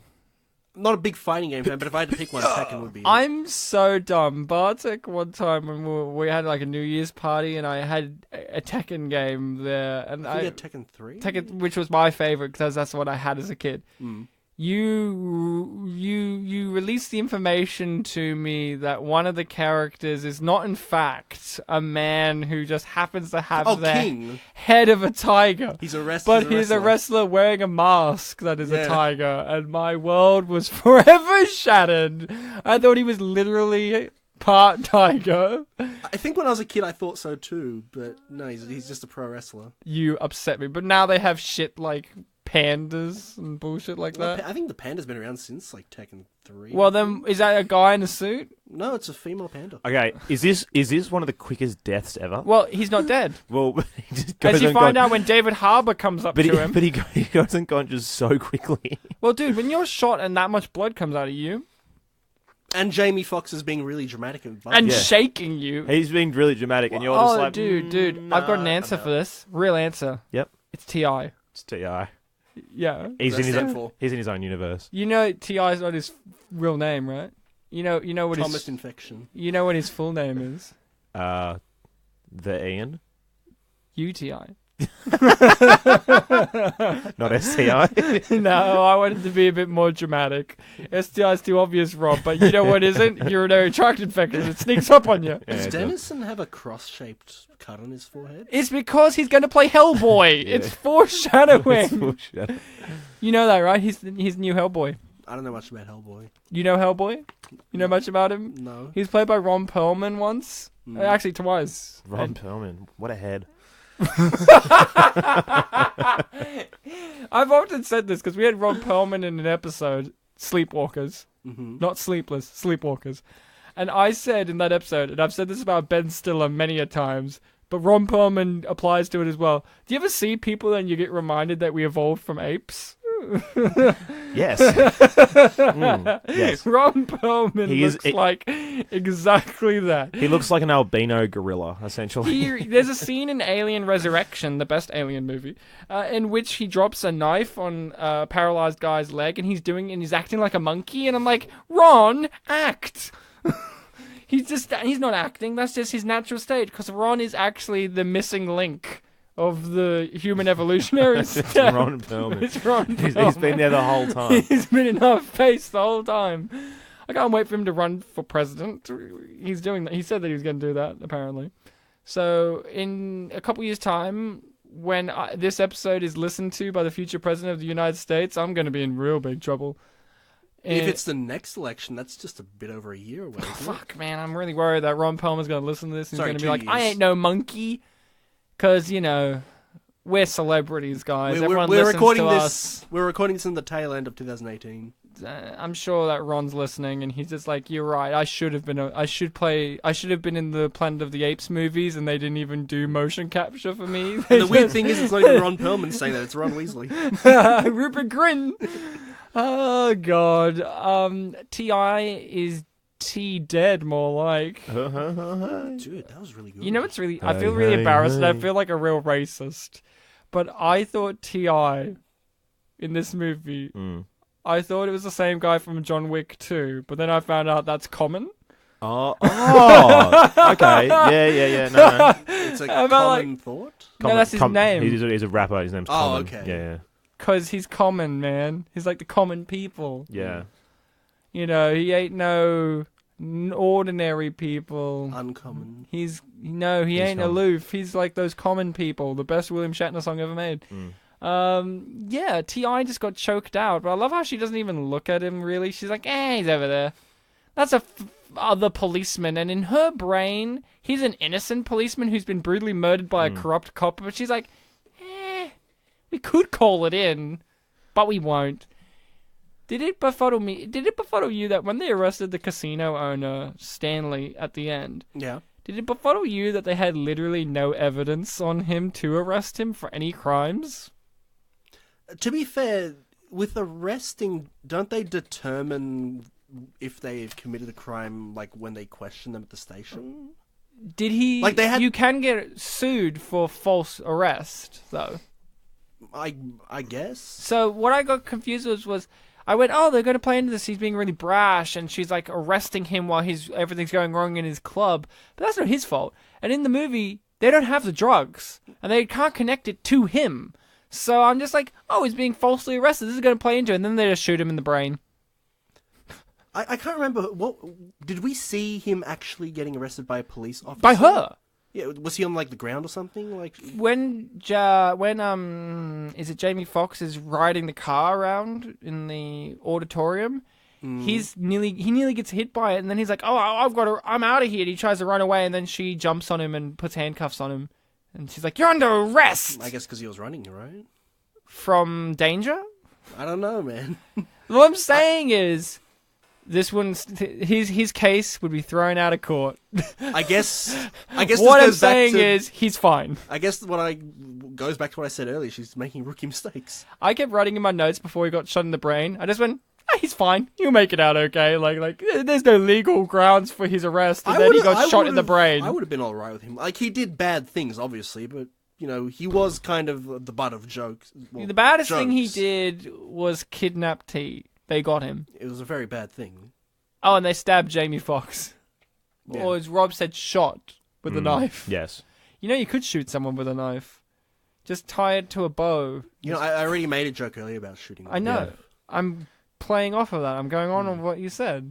I'm continuing it. I'm reviving it. Now I'm arresting it. Put it away, Ryan. It didn't do anything wrong. You miss another amazing character who's in about 3 frames, which is Passenger? Disgruntled Family. Oh, I loved them. I wrote them down in my notes. Just the family in Vegas, and the dad's clearly having a shit time, and the door opens, and he's like, I really do like the little touches that they have, like when she looked over before she realized Jamie Foxx was pretending to be a cleaner. She looked over and she saw this, like, drunken businessman, like, flirting and kissing with the stripper lady. Rap music continues. Yeah, of course it does. And the lady pulled on the tie, And it kind of was like a callback to when Scoot McNairy pulled on Stanley's tie. And it was like, tie pulling, it's symbolism for ownership. I like when two of the characters are in the lift and there was a couple making out. And Yeah. then as soon as it got to their floor, they're like, all right, make out mode and sensual mode off. Yeah. Just like, all right, straight business. Let's leave the elevator. Yeah, of course. You know, I do like the fact that visual storytelling is done in this movie with Scoot McNairy. Like, you look at him with his burns, and you just know that his dad probably did that. Like, what the fuck happened to him? And you just go, you don't want to mess with Frank. I don't know. I feel like Frank the that Tank. could have happened independent of the dad. See, but that's what I'm saying. Like, it's visual. Like, it's implying something bad happened to him in the past. They don't have him give a monologue like, best death in any movie ever. This is pretty good, this one. This is John Wick level shit. Champagne bottle to the neck. But it's the fact that it's lit. Yeah. With the sparkler. You're saying it was a lit death? Totes fam. Yeah. Oh no, he shot the glass. Ryan and I are family confirmed. We are Totes fam. Lit Rob, AF. want to be fam? AF, buddy. AF. He nodded his head, so Yes. it's confirmed, yes. For the listeners, I was nodding. So, Rob, I've still yet to see a cracked smile from Jamie. Yeah, it's still the... Well, I think that's... Hold on, that's let's the point, just go to the board. Still 0. Okay. Rob, it's so weird. Okay, a little behind the scenes for the listeners. We're drawing the curtain back. Yep. Rob messaged me before the episode saying, Ryan, I'm running 15 minutes late. My car had a bit of trouble. What I didn't realize was that it was lifting up this massive board to come to my house with the counter and everything. Smile of the count. Smile count. It's the smile meter. Still on 0, guys. Still on 0 for Jamie Foxx. It's like that scene in The Simpsons where they're waiting for that mega storm to kill people, and Ken Brockman's like, okay, let's see how many deaths. All right, it's still 0. But any minute now, they're going to start. Fuck. Did you have a passenger helping you with the TV? I did, yeah, I did. It was Jamie Foxx, and he was not having it. As you can see by this giant plasma screen that we have in the room right now with the counter on it. Isn't that the phone from the film? Is that that's right. By the end of the movie, the phone is like the size of the elevator. It's like so ludicrous. Not the rapper. He didn't appear in this movie. Yeah. It was T.I. It was T.I. Is T.I. a rapper too? Yeah. Okay. He's more of your, I don't know, R&B. Like your Jamie Foxx type. Because Jamie Foxx is into R&B and hip-hop as well. He's a musician too. Yeah. Let's not forget Jamie Foxx's greatest contribution to music was Gold Digger. It's true. I only know one T.I. song. I don't know the name of it, but if I heard it, I would know it. Is it called UTI in the house? I don't know. Ryan, I'm not into the his big that kind of music. His big contribution to music was the song "The City Is Yours" Oh, okay. from Annie. Oh. Thank you. T.I.? I thought it was about Jamie Foxx. Oh, yeah, Jamie Foxx. Of course. No, T.I. We're talking about T.I. now. Oh, I'm sorry. You should be I sorry. was thinking too much about Unappreciated. You know what's really funny? Ooh. T.I. did the vocals for Jamie Foxx's singing in Annie. That would be the twist. I remember in that. Because let's not forget, It was dubbed. Annie was produced by Will Smith and P. Diddy. Yeah, that's right. Let's not forget that. And it's Cameron Diaz's last movie, so let's not forget that either. Have we done a film that was produced by Jada Pinkett Smith? I hope so. I don't pay attention to her as much, but she was in the TV show Gotham, so there you go. Got ham?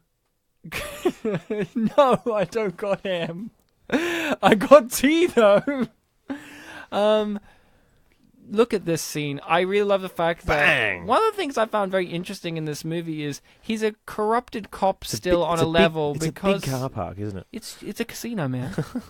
It's a suicide car park. Yeah. What I'm going to say is I find it interesting that, you know, he doesn't have the moral dilemma of injuring and or murdering, you know, innocent people or police. Like, he did not know David Harbour was a corrupted cop when he beat him to death and nearly let him drown in a pool. But he wasn't afraid of crushing his skull in, you know, and I find that interesting for our main character. That they He was also afraid of him drowning. So. Yeah, but that's what I mean. Like, but he wasn't afraid of grabbing this innocent police officer in his eye and smashing his skull onto the side of a pool. Yeah, and the pool of blood that splurted out of his fucking head. He wasn't afraid. I thought he was dead. Dead. But Until he kicked him. But that's how you know he's not dead. He kicked him and he went. But I love the fact that this sequence here. I thought, oh, it's tear gas, but then no one's coughing other than tea. So I guess it is just smoke. Yeah, I was trying to determine. I thought, why is Scoot McNairy wearing a mask? If it isn't tear gas, you don't need a mask to breathe through when you go through smoke, do you? I guess maybe. Well, I mean, it's a clear difference in the air, so I assume it would make you like cough or something. I guess. I just thought it was going to be tear gas. I did too.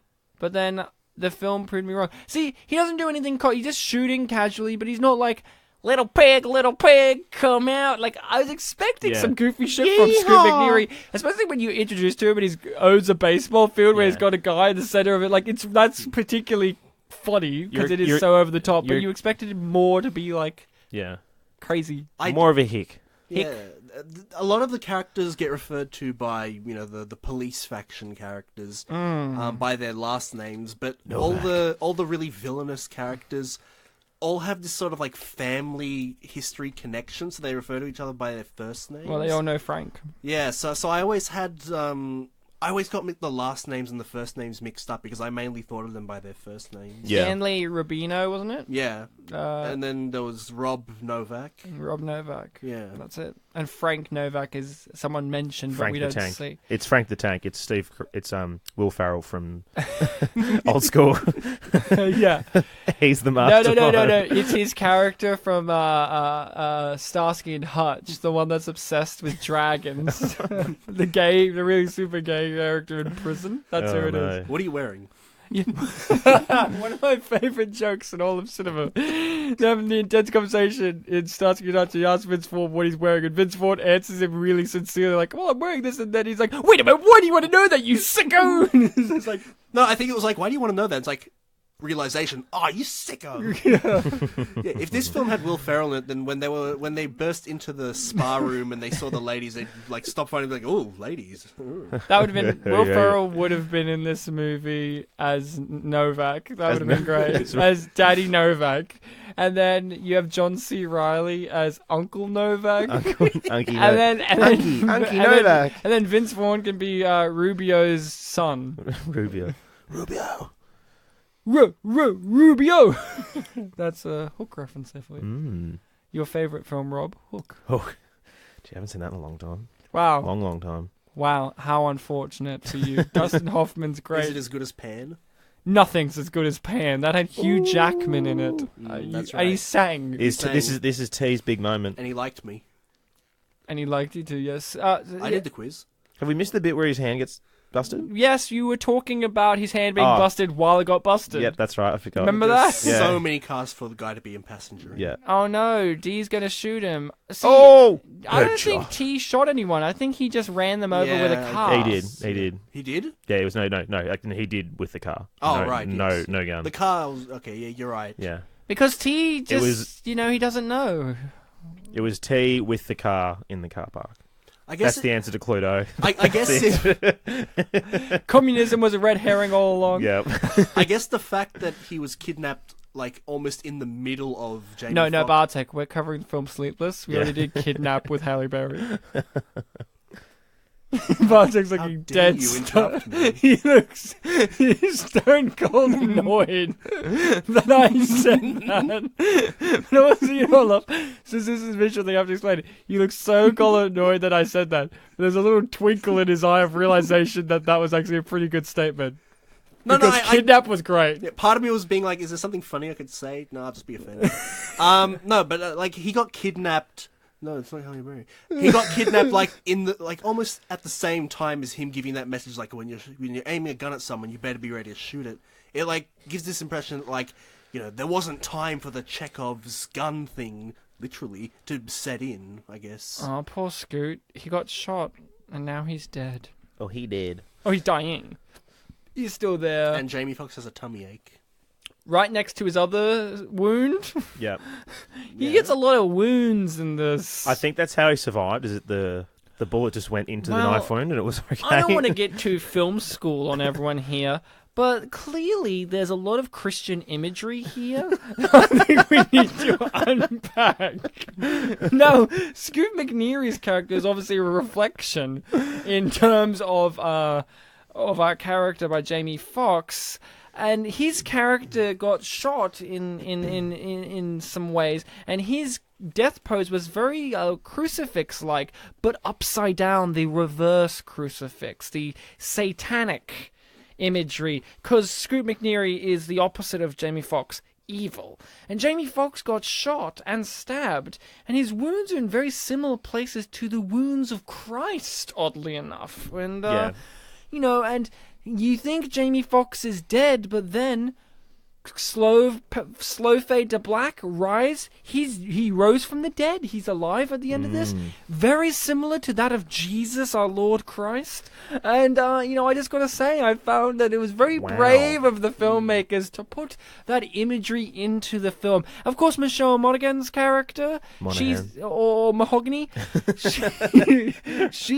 she is obviously the Mary Magdalene character, but also a bit of the Peter character, because she denied him a couple of times, but then in the end, but she's also a bit of a, I guess Rubio's a Thomas, you know, he's a bit of a doubter, he's always doubting stuff, and then he dies brutally. And T is Thomas. So. T is actually more Jesus as well, but like, you know, Jamie Foxx is God, but also Jesus, because, you know, no, Father and Son. Even better. And who's Holy Even Spirit? better. T is the Holy Spirit. The Holy Ghost, the one that no one can really pin down as usually. Yeah. And D, of course, Shit's about to hit the fan. shit's about to hit the fan because David Harbour's going to really show the Judas Iscariot he is and betray. You know, look at him. Look at that shit-eating smile on his face. He's a real good evil guy. Like, he has a face of just an absolute, evil guy. Don't you like? And then at the end, she even points to him like the image of, you know, of man and God touching hands. You know, she points and says, "Arrest this fucker." It's very similar. I always thought that was a reference to the fact that someone once saw Jesus and said, "Look, Jesus." Yeah. Oh, and the passenger also plays Dante in Devil May Cry. Dante, that's a guy from, like, basically biblical fan fiction. It's not actually Bible Maybe he's the passenger. I don't know who the passenger is. Like, he's the driver. I don't know. Nah, that's not Ruben Langdon. I know him. That's not his face. Well, in Devil May Cry 3, you can unlock videos of him doing the motion capture. No, Rob, he linked me a video to his role in Green Hornet to remind on his me. website. On his website, and in the bio, he's like, I play Crackhead, the one who gets his nuts crushed. He's very proud of that. And I would be too. Now, Rob, how many car crashes have you been in your life when you're not too busy getting drug deals in South America? Ryan, this could be a big answer. Rob did say he's into the video games. I've never been in an actual car crash in real life. Car trash? Car crash. I've never been in a car crash. I've never been in a car crash in real life. I have played a lot of Burnout in my time, where you do flip a few cars. Burnout Takedown, great game. Side note. Never heard of it. It's a great game. Is that the series where you can get points for crashing cars? Basically, so it's like a racing game, but rather than just like trying to win, you can just, you know, bash other cars off the road. Fair enough. I remember playing a game like that, but you're a stuntman and you have to do the perfect stunts. And I hated it because I just kept wanting to kill myself. And they're like, "No!" That's the ultimate stunt, Ryan. Look at this Jesus! Look at this Christ Christian imagery. Oh, yes, here. the finger. Look, that's Jesus. It's the finger of Jesus. It's the finger of Christ. As we all remember. It's more like the what's that painting in the? That's what I was referring to. God and Adam touching. Yeah. So you're saying the that creation of man? Was it? So you're saying that she's God? No. Or she's man? She's Adam. She's clearly woman. She's woman. She's Adam's rib, but she's also the She's finger. woman. Hear her roar. She ain't made out of masking tape, Rob. You sexist. Is the passenger in the ambulance? Well, here's the big question: is the passenger us all along? Oh, bum, bum, Well, you know what they say, Rob. There's the Father. That's Jamie Foxx. Yeah. The Son, that's T, and the Holy Spirit, that's the passenger. Ruben Langdon. Ruben Langdon And the Holy Spirit. I can't remember. Is it Holy Spirit or Holy Ghost? It depends. Depends on where you are. We Yeah. call it Spirit in Australia. They call it a ghost in America and other places. Who cares? Here's your dad's watch. I'm He right. hid it up his ass for 7 long years. See, there's no blood on his chin. No, but her hands were wet with blood. Yeah, but my point was that it didn't stick on his chin. I know, but it should have. And just remember, just remember, he is in a hospital with a broken hand, and he hasn't mentioned it to anybody. Dude, it's because his eye's bloodshot.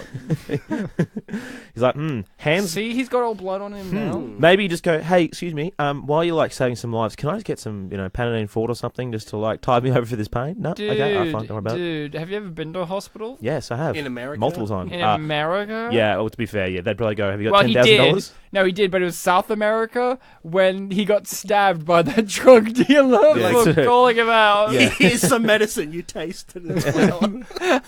This is flour. What's great? Rob's palate only tastes everything as flour. Yeah. That's Rob's Superman, like his X-Men gene, is everything tastes like flour to him. But then it actually turns out that they were just faking it, actually did give him flour, and they're like, how did he know? How did he know? Like 1 in 10 chance Rob's gonna get it right. I love the idea that Rob's going around tasting things and he's like, hey, there's flour! What are you doing here? Like you go to an Italian restaurant and they serve him up like this beautiful gnocchi and they serve it up to him and he's like, this isn't potato, that's flour! What are you doing? And he like throws I was actually in South America undercover for the Food Channel, just tasting things. Around. Yep, I knew it. He's giving those online food reviews. Yeah. He's actually Gordon Ramsay. It's a shame. It's a shame earlier you said that you were more coffee than tea, because then you could have chamomile and say this is flour, and they're like, well, yeah, chamomile. Even when he drinks coffee. What is this, flour? You handed me a fucking cup of flour? Give that to me! Come on! You know what the twist is? The only thing that doesn't taste like flour to Rob is flour. Now, could that facial expression been misconstrued as a smile? It's very close to a smile. He's cracking a... It's more of a smirk. It's a very content. It's more of a I'm on drugs now. It's that I've got a lot of morphine in me right now. Man, you really nailed it with the lack of smiles. But you know who's really smiling? Us, because we know that Sleepless 2 will be coming out soon. I reckon it's going to rival the Avengers Infinity War Part 2. How big's this phone? Look how small it is in this shot, right? It looks like, it doesn't look that big.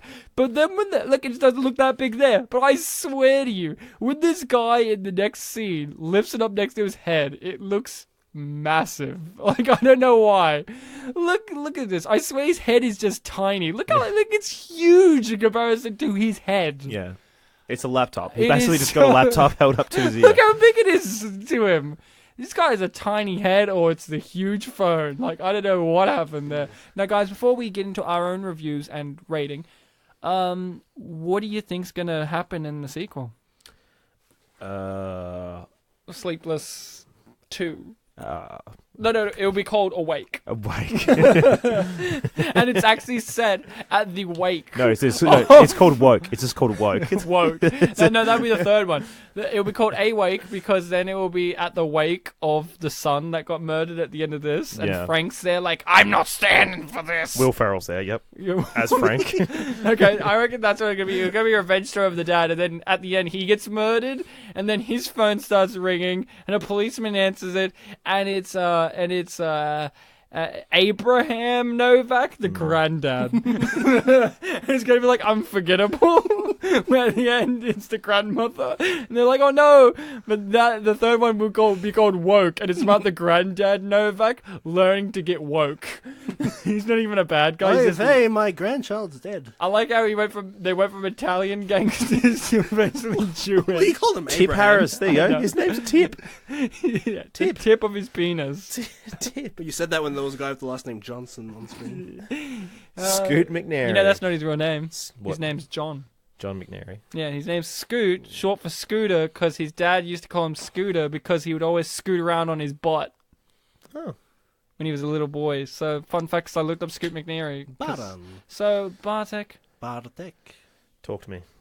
Okay, Rob. You gotta talk to us. What do you got? Who was your favourite goatee?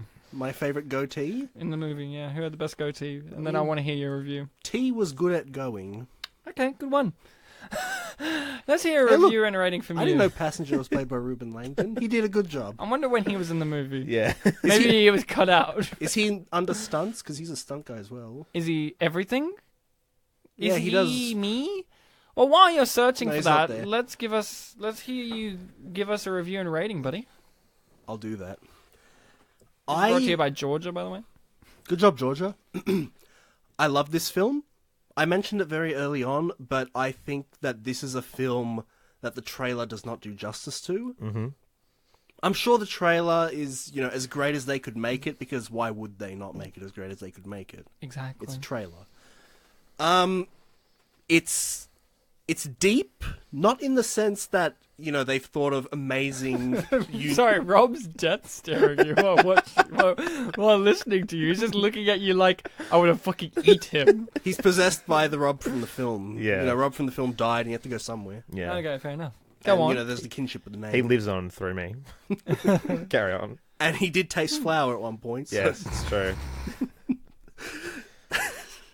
This film is deep, not necessarily in that these are ideas that, oh my god, how did they think of it? But in the sense that they did things that they did not have to do. Mm-hmm. The multiple elements of, the different villains who are with each other, but they're not. They've got their own goals in mind. They were played extremely well, both by actors that we knew and actors that we didn't know. There are unintentionally funny things like that cut that I found really funny. And I don't know if people were saying this before, Ralph the Movie Maker or anything, but, a lot of people find that one line very funny. Yeah, they do. To the point that Ryan's wearing on his shirt, I will remind you all.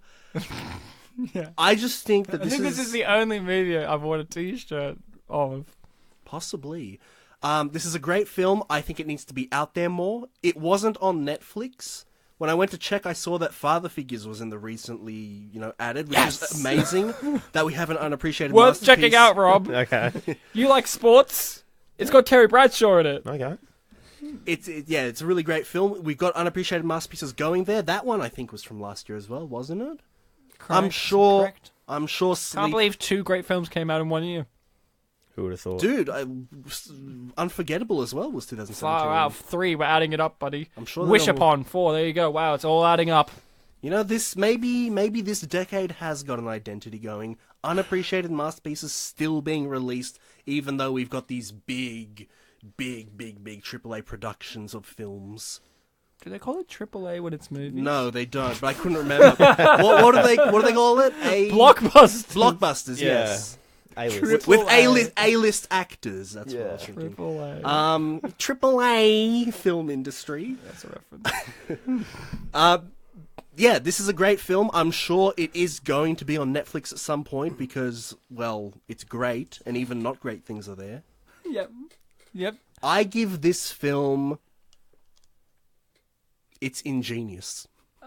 This is an ingenious out of a Nuit Blanche. Fair enough. You're reading what's on the screen. Well, I love this movie, of course. I'm the one who sourced this for this episode. I was surprised that both of you guys have not really seen or heard of it before now, No. but it's okay. I forgive you because you've seen it now and you've Can I talked clarify about something? it. Yeah. Earlier in the film, when I said French and I followed up with Bellissimo, it was on purpose. I understood. Yes. So, this film's great. I think Jamie Foxx really inhabits this character and the world. I am interested in seeing more of the McNairy clan. They're fun, the Novaks, and I really enjoy the crime aspect of this city. It's crawling with dirty cops! And that's a lot of cops that are dirty. Yeah. And I really can't wait for the sequel to is come out Vegas. in which they get them showers. What was the second film called again? Awake? Awake. Awake. Awake or And the showers. and the prequel's called Woke. No, that's the third one where it's about the granddad getting woke. The prequel for this Didn't you hear would be his quote, called... Oy vey, my son is dead? No, the prequel would be... Bit tired.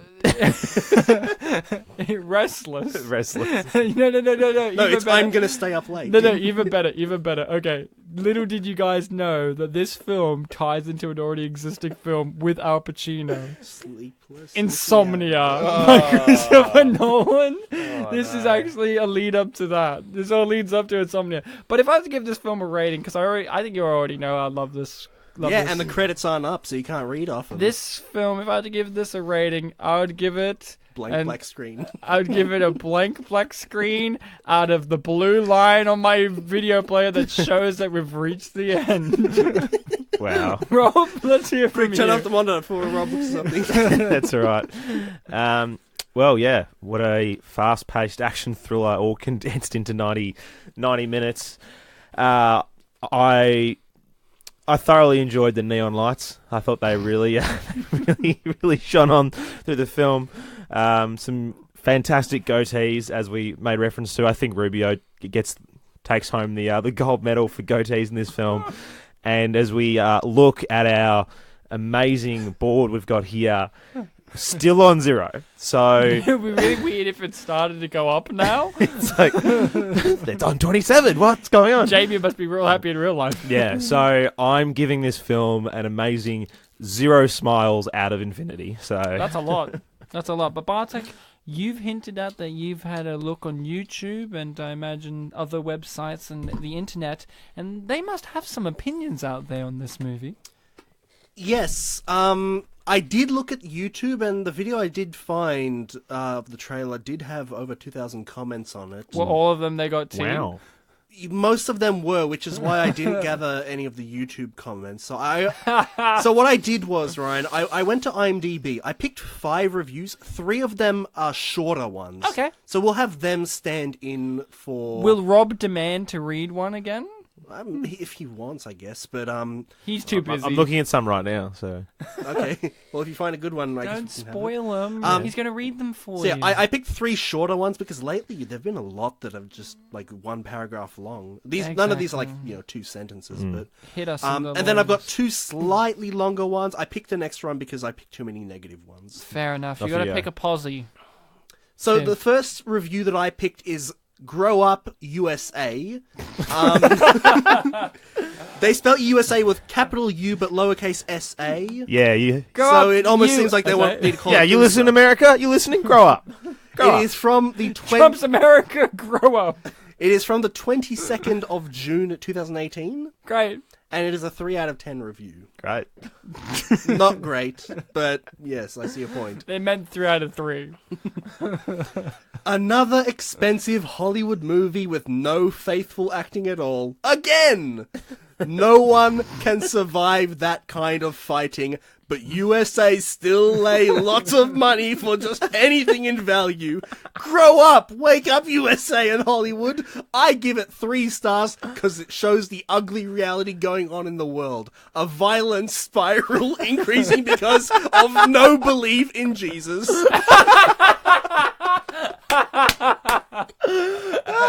Let's go. The Jesus part. You know what? They must be Because fucking of no belief in They must be Jesus. fucking mortified by Hong Kong cinema when it comes to violence and how unrealistic it is. I was thinking Hong Kong cinema where they shoot someone and like 15 liters of blood splurt out of them instantly. So hit us with the second one. The lack of Jesus. You know, it's funny. Last week's episode had someone really upset about the Jesus stuff in the movie too, but this episode. Now, they're remind all you, going that away. was a 3 out of 10 review. That's the Okay. second highest rating that we have from these reviews. the only other one is a very positive one. All right, Good. go. This next one is called Waste of Time, full stop. It is from the 27th of May, 2017, and it is a 2 out of 10 review. Waste of time. Seems like a forced story. Our beloved cop, Mr. Vincent, unnecessarily trapped in all problems. Seems like director don't even think that audience have little sense of humor. Will get bored in just 15 min of movie. Did Yoda write this? Mr. Vincent fallen to a pool. Not even Mr. Vincent fallen to a pool. Not even a single drop of blood came out, but just when he entered casino, his pain again started, and as usual, blood come out. Ha ha ha ha. If add some good dialogue, could be add to comedy category instead of thriller. Wow. How many stars on that one? That was 2. That was 2, okay. Mr. Vincent, he is. Comedy need. This next one is from... This next one is from literally 7 days before that one was posted. Oh, the 20th of May. I thought you meant 7 days before now. I'm like, No. good. 7 days before that one. So this one's the 20th of May 2017. The title of this review is Bad/Good Cop Movie. Oh, good. And it it is means it's a good movie. Great. And it's a 1 out of 10 review. You mean 1 out of 1 review? It's that good. 1 out of 1, 0. I think they mean 1.0. Oh, they meant 10. There's a lot of crap, but this movie is the most dirty, wrong movie I ever seen. Actors are okay for the story is really wrong. So wrong that I decide to write, spelt W-R-I-G-H-T, I review. Well, one of the Wright brothers, is it? Fuck you. So wrong that I decide to write I review, which I rarely do. It must be forbidden by law to act in Z movies like this one and to show it on public. I think I'm gonna ask my lawyer to start a case to the director of this garbage movie. What? That's from Too Much Time on Their Hands. Lionel Hutz will take the case. All right, now Can you imagine a lawyer taking the case? You know what? You're right, kid. You're right. you're all right, kid. We're gonna take this all the way to the High Court.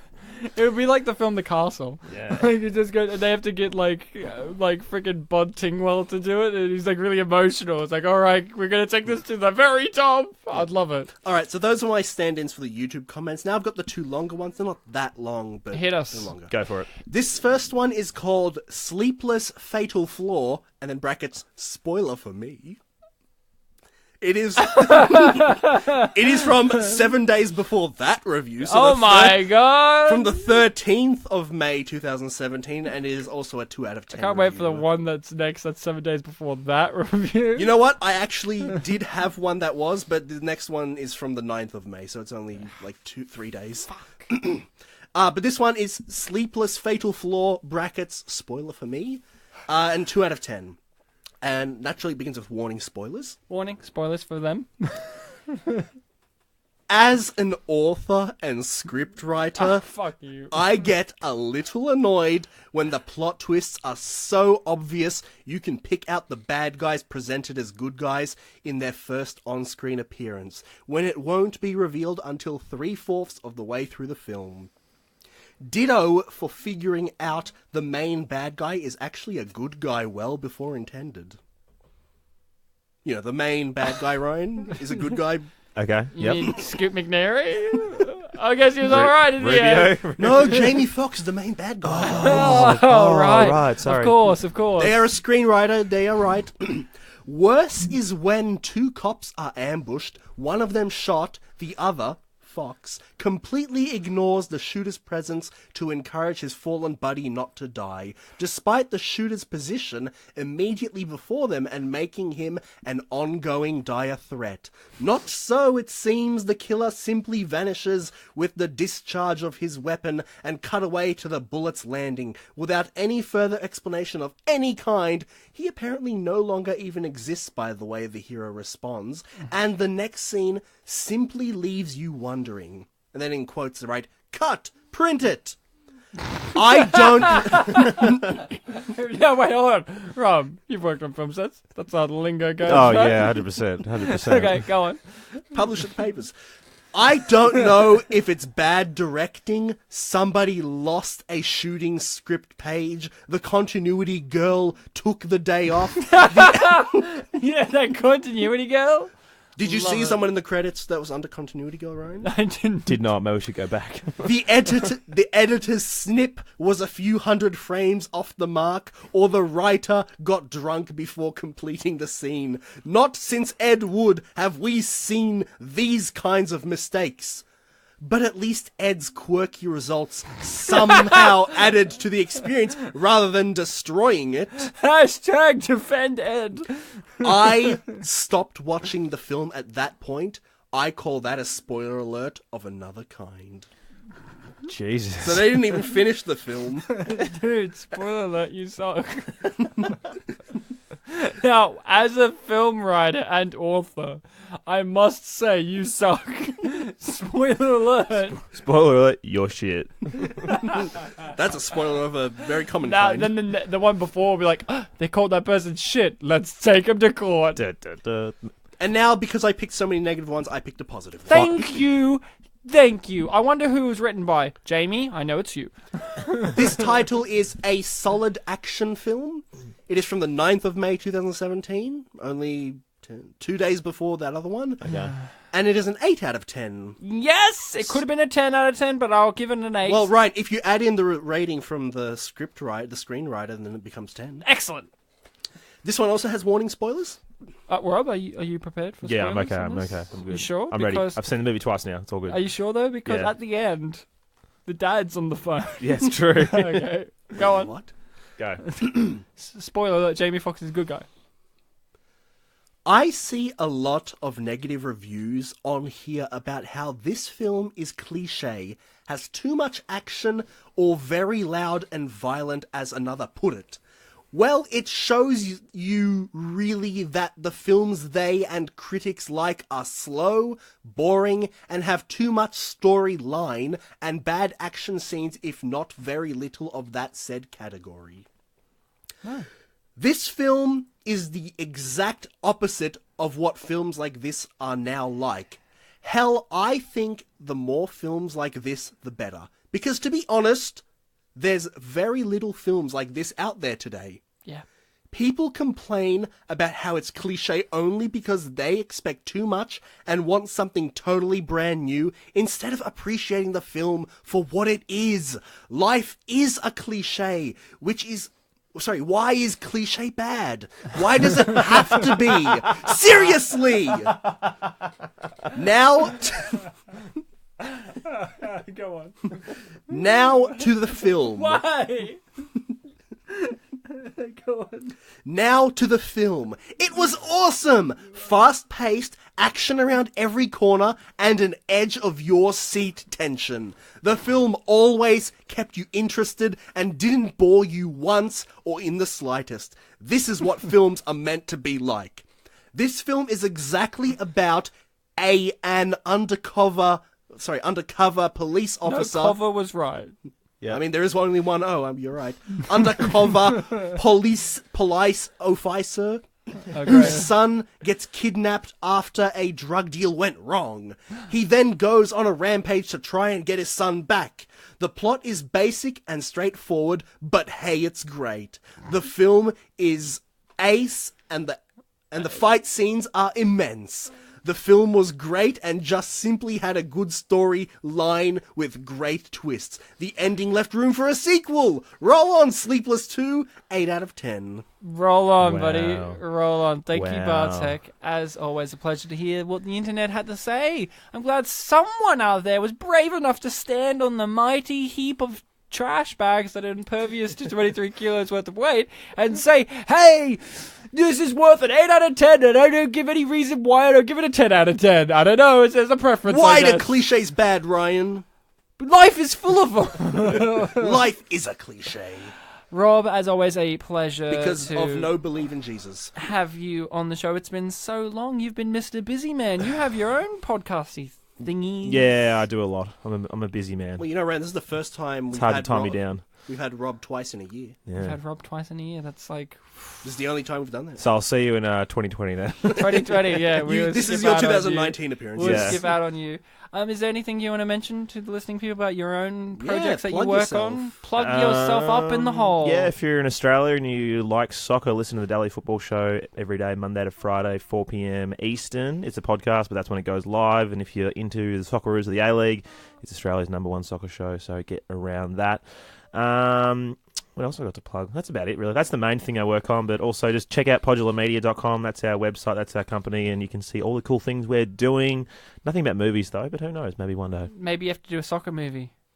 Yeah, let's do a soccer. Yeah, get me on for a sport movie. Let's do that next time. Well, we've already done Bend It Like Beckham, so I think that's the only soccer movie that's unappreciated. You haven't seen Goal? no, I did. I think we talked about that in the Or Bend It- Escape to Glory? Escape. I think you mentioned Escape to Glory and Oscar. I swear. And then we had to Google it, and I'm like, this is absurd. Yeah. No, that was $1 Million Baby. Yeah. $1 Million Baby. Baby. One of my favourite. But yeah, thank you as always, Jance. That was Exhilarating. It was great, exhilarating, And as always. last time, check the board. Still 0. Okay, cool. Still 0 Sorry, smiles. I thought you meant last time you were on. Last time, until 2020, boys. See you then. 0 smiles, motherfuckers. Might be just before we get a new well, not us, but new president in America. Well, Bartek, The US, yes, but not us. we are the new presidents of the US. Because, Grow up, USA. Because we're saying, hey, as your new presidents of the United States, you can listen to us on all those on the platforms. You know, we're on Spotify now. Rob, did you know that? Cool. You can listen to us on Spotify. Fantastic. I'll You turn it know, out. on the Apple Podcast /iTunes, right? Yeah, fantastic. Did you know you can drop us a review on there? You should. I will. I know that you haven't. You can be the first one on the Facebook page. You can be on the Facebook page that we have, and we have a Twitter, and we have all that kind of stuff. You can find us in many, many ways. Spit and Polish Presents. You'll find us somewhere, even on the YouTube. Try not to forget the presents, because then you might get, spit and polish presentations or But shoe Bartek, shining. do we have an email in case someone wants to suggest a film? Because hey, not every film can be known by us, because you two didn't know Sleepless. I just happened to. What happens if I didn't know about it? We could have missed this altogether. Someone could suggest something out there. You can give us suggestions for, standalone episodes. You can give us suggestions for what we can do next Halloween month. You can give us ideas for a theme for our February episodes. You can just give us any sort of feedback you want. Death threat. Or death threat. We are always starving for some sort of input. What's our email? Our email is spitandpolished, don't forget the ED, @gmail.com. I don't know why you said that really weird. Because I couldn't remember if there was a .au at the end. No. Well, until next time, listening people, remember to be kind to each other. Did you want to look at my notes or something? Yeah, sure. Show us your notes. Can I decipher them? Yeah, sure. I mean, it literally explains what everything is. So, okay. An instrumental noun as a means follows verbs and prepositions answering by which means I write with a pencil. And you see... You underline... pencil... So what's the difference between an underline and a squiggly underline? In the definition, I underline what the underline of the sentence is, and the squiggly what the squiggly of the example sentence is. So in instrumental, in the thing I wrote noun, which is underlined as a means, and in the sentence I write with a pencil. Pencil is underlined, so that's the noun of that sentence. It's an instrumental noun because that's the means by which they write. Well, I'm learning a lot. Thank you, Bartek. Until next episode, guys, get up to date with your instrumental nouns. Noun cases. Next time we'll learn about dative nouns. Ooh. And maybe even accusative. But not locative. It's alright. Did you read the example for vocative? Alright, That's to literally- end this episode, I'll read your vocative. Oh, Titus! Why do you fight the slave girl? That's the example that was on Wikipedia. I thought you just put that there. I added the H and O. Well, guys, you better answer that question. Titus, why is he fighting the slave girl? They got tea!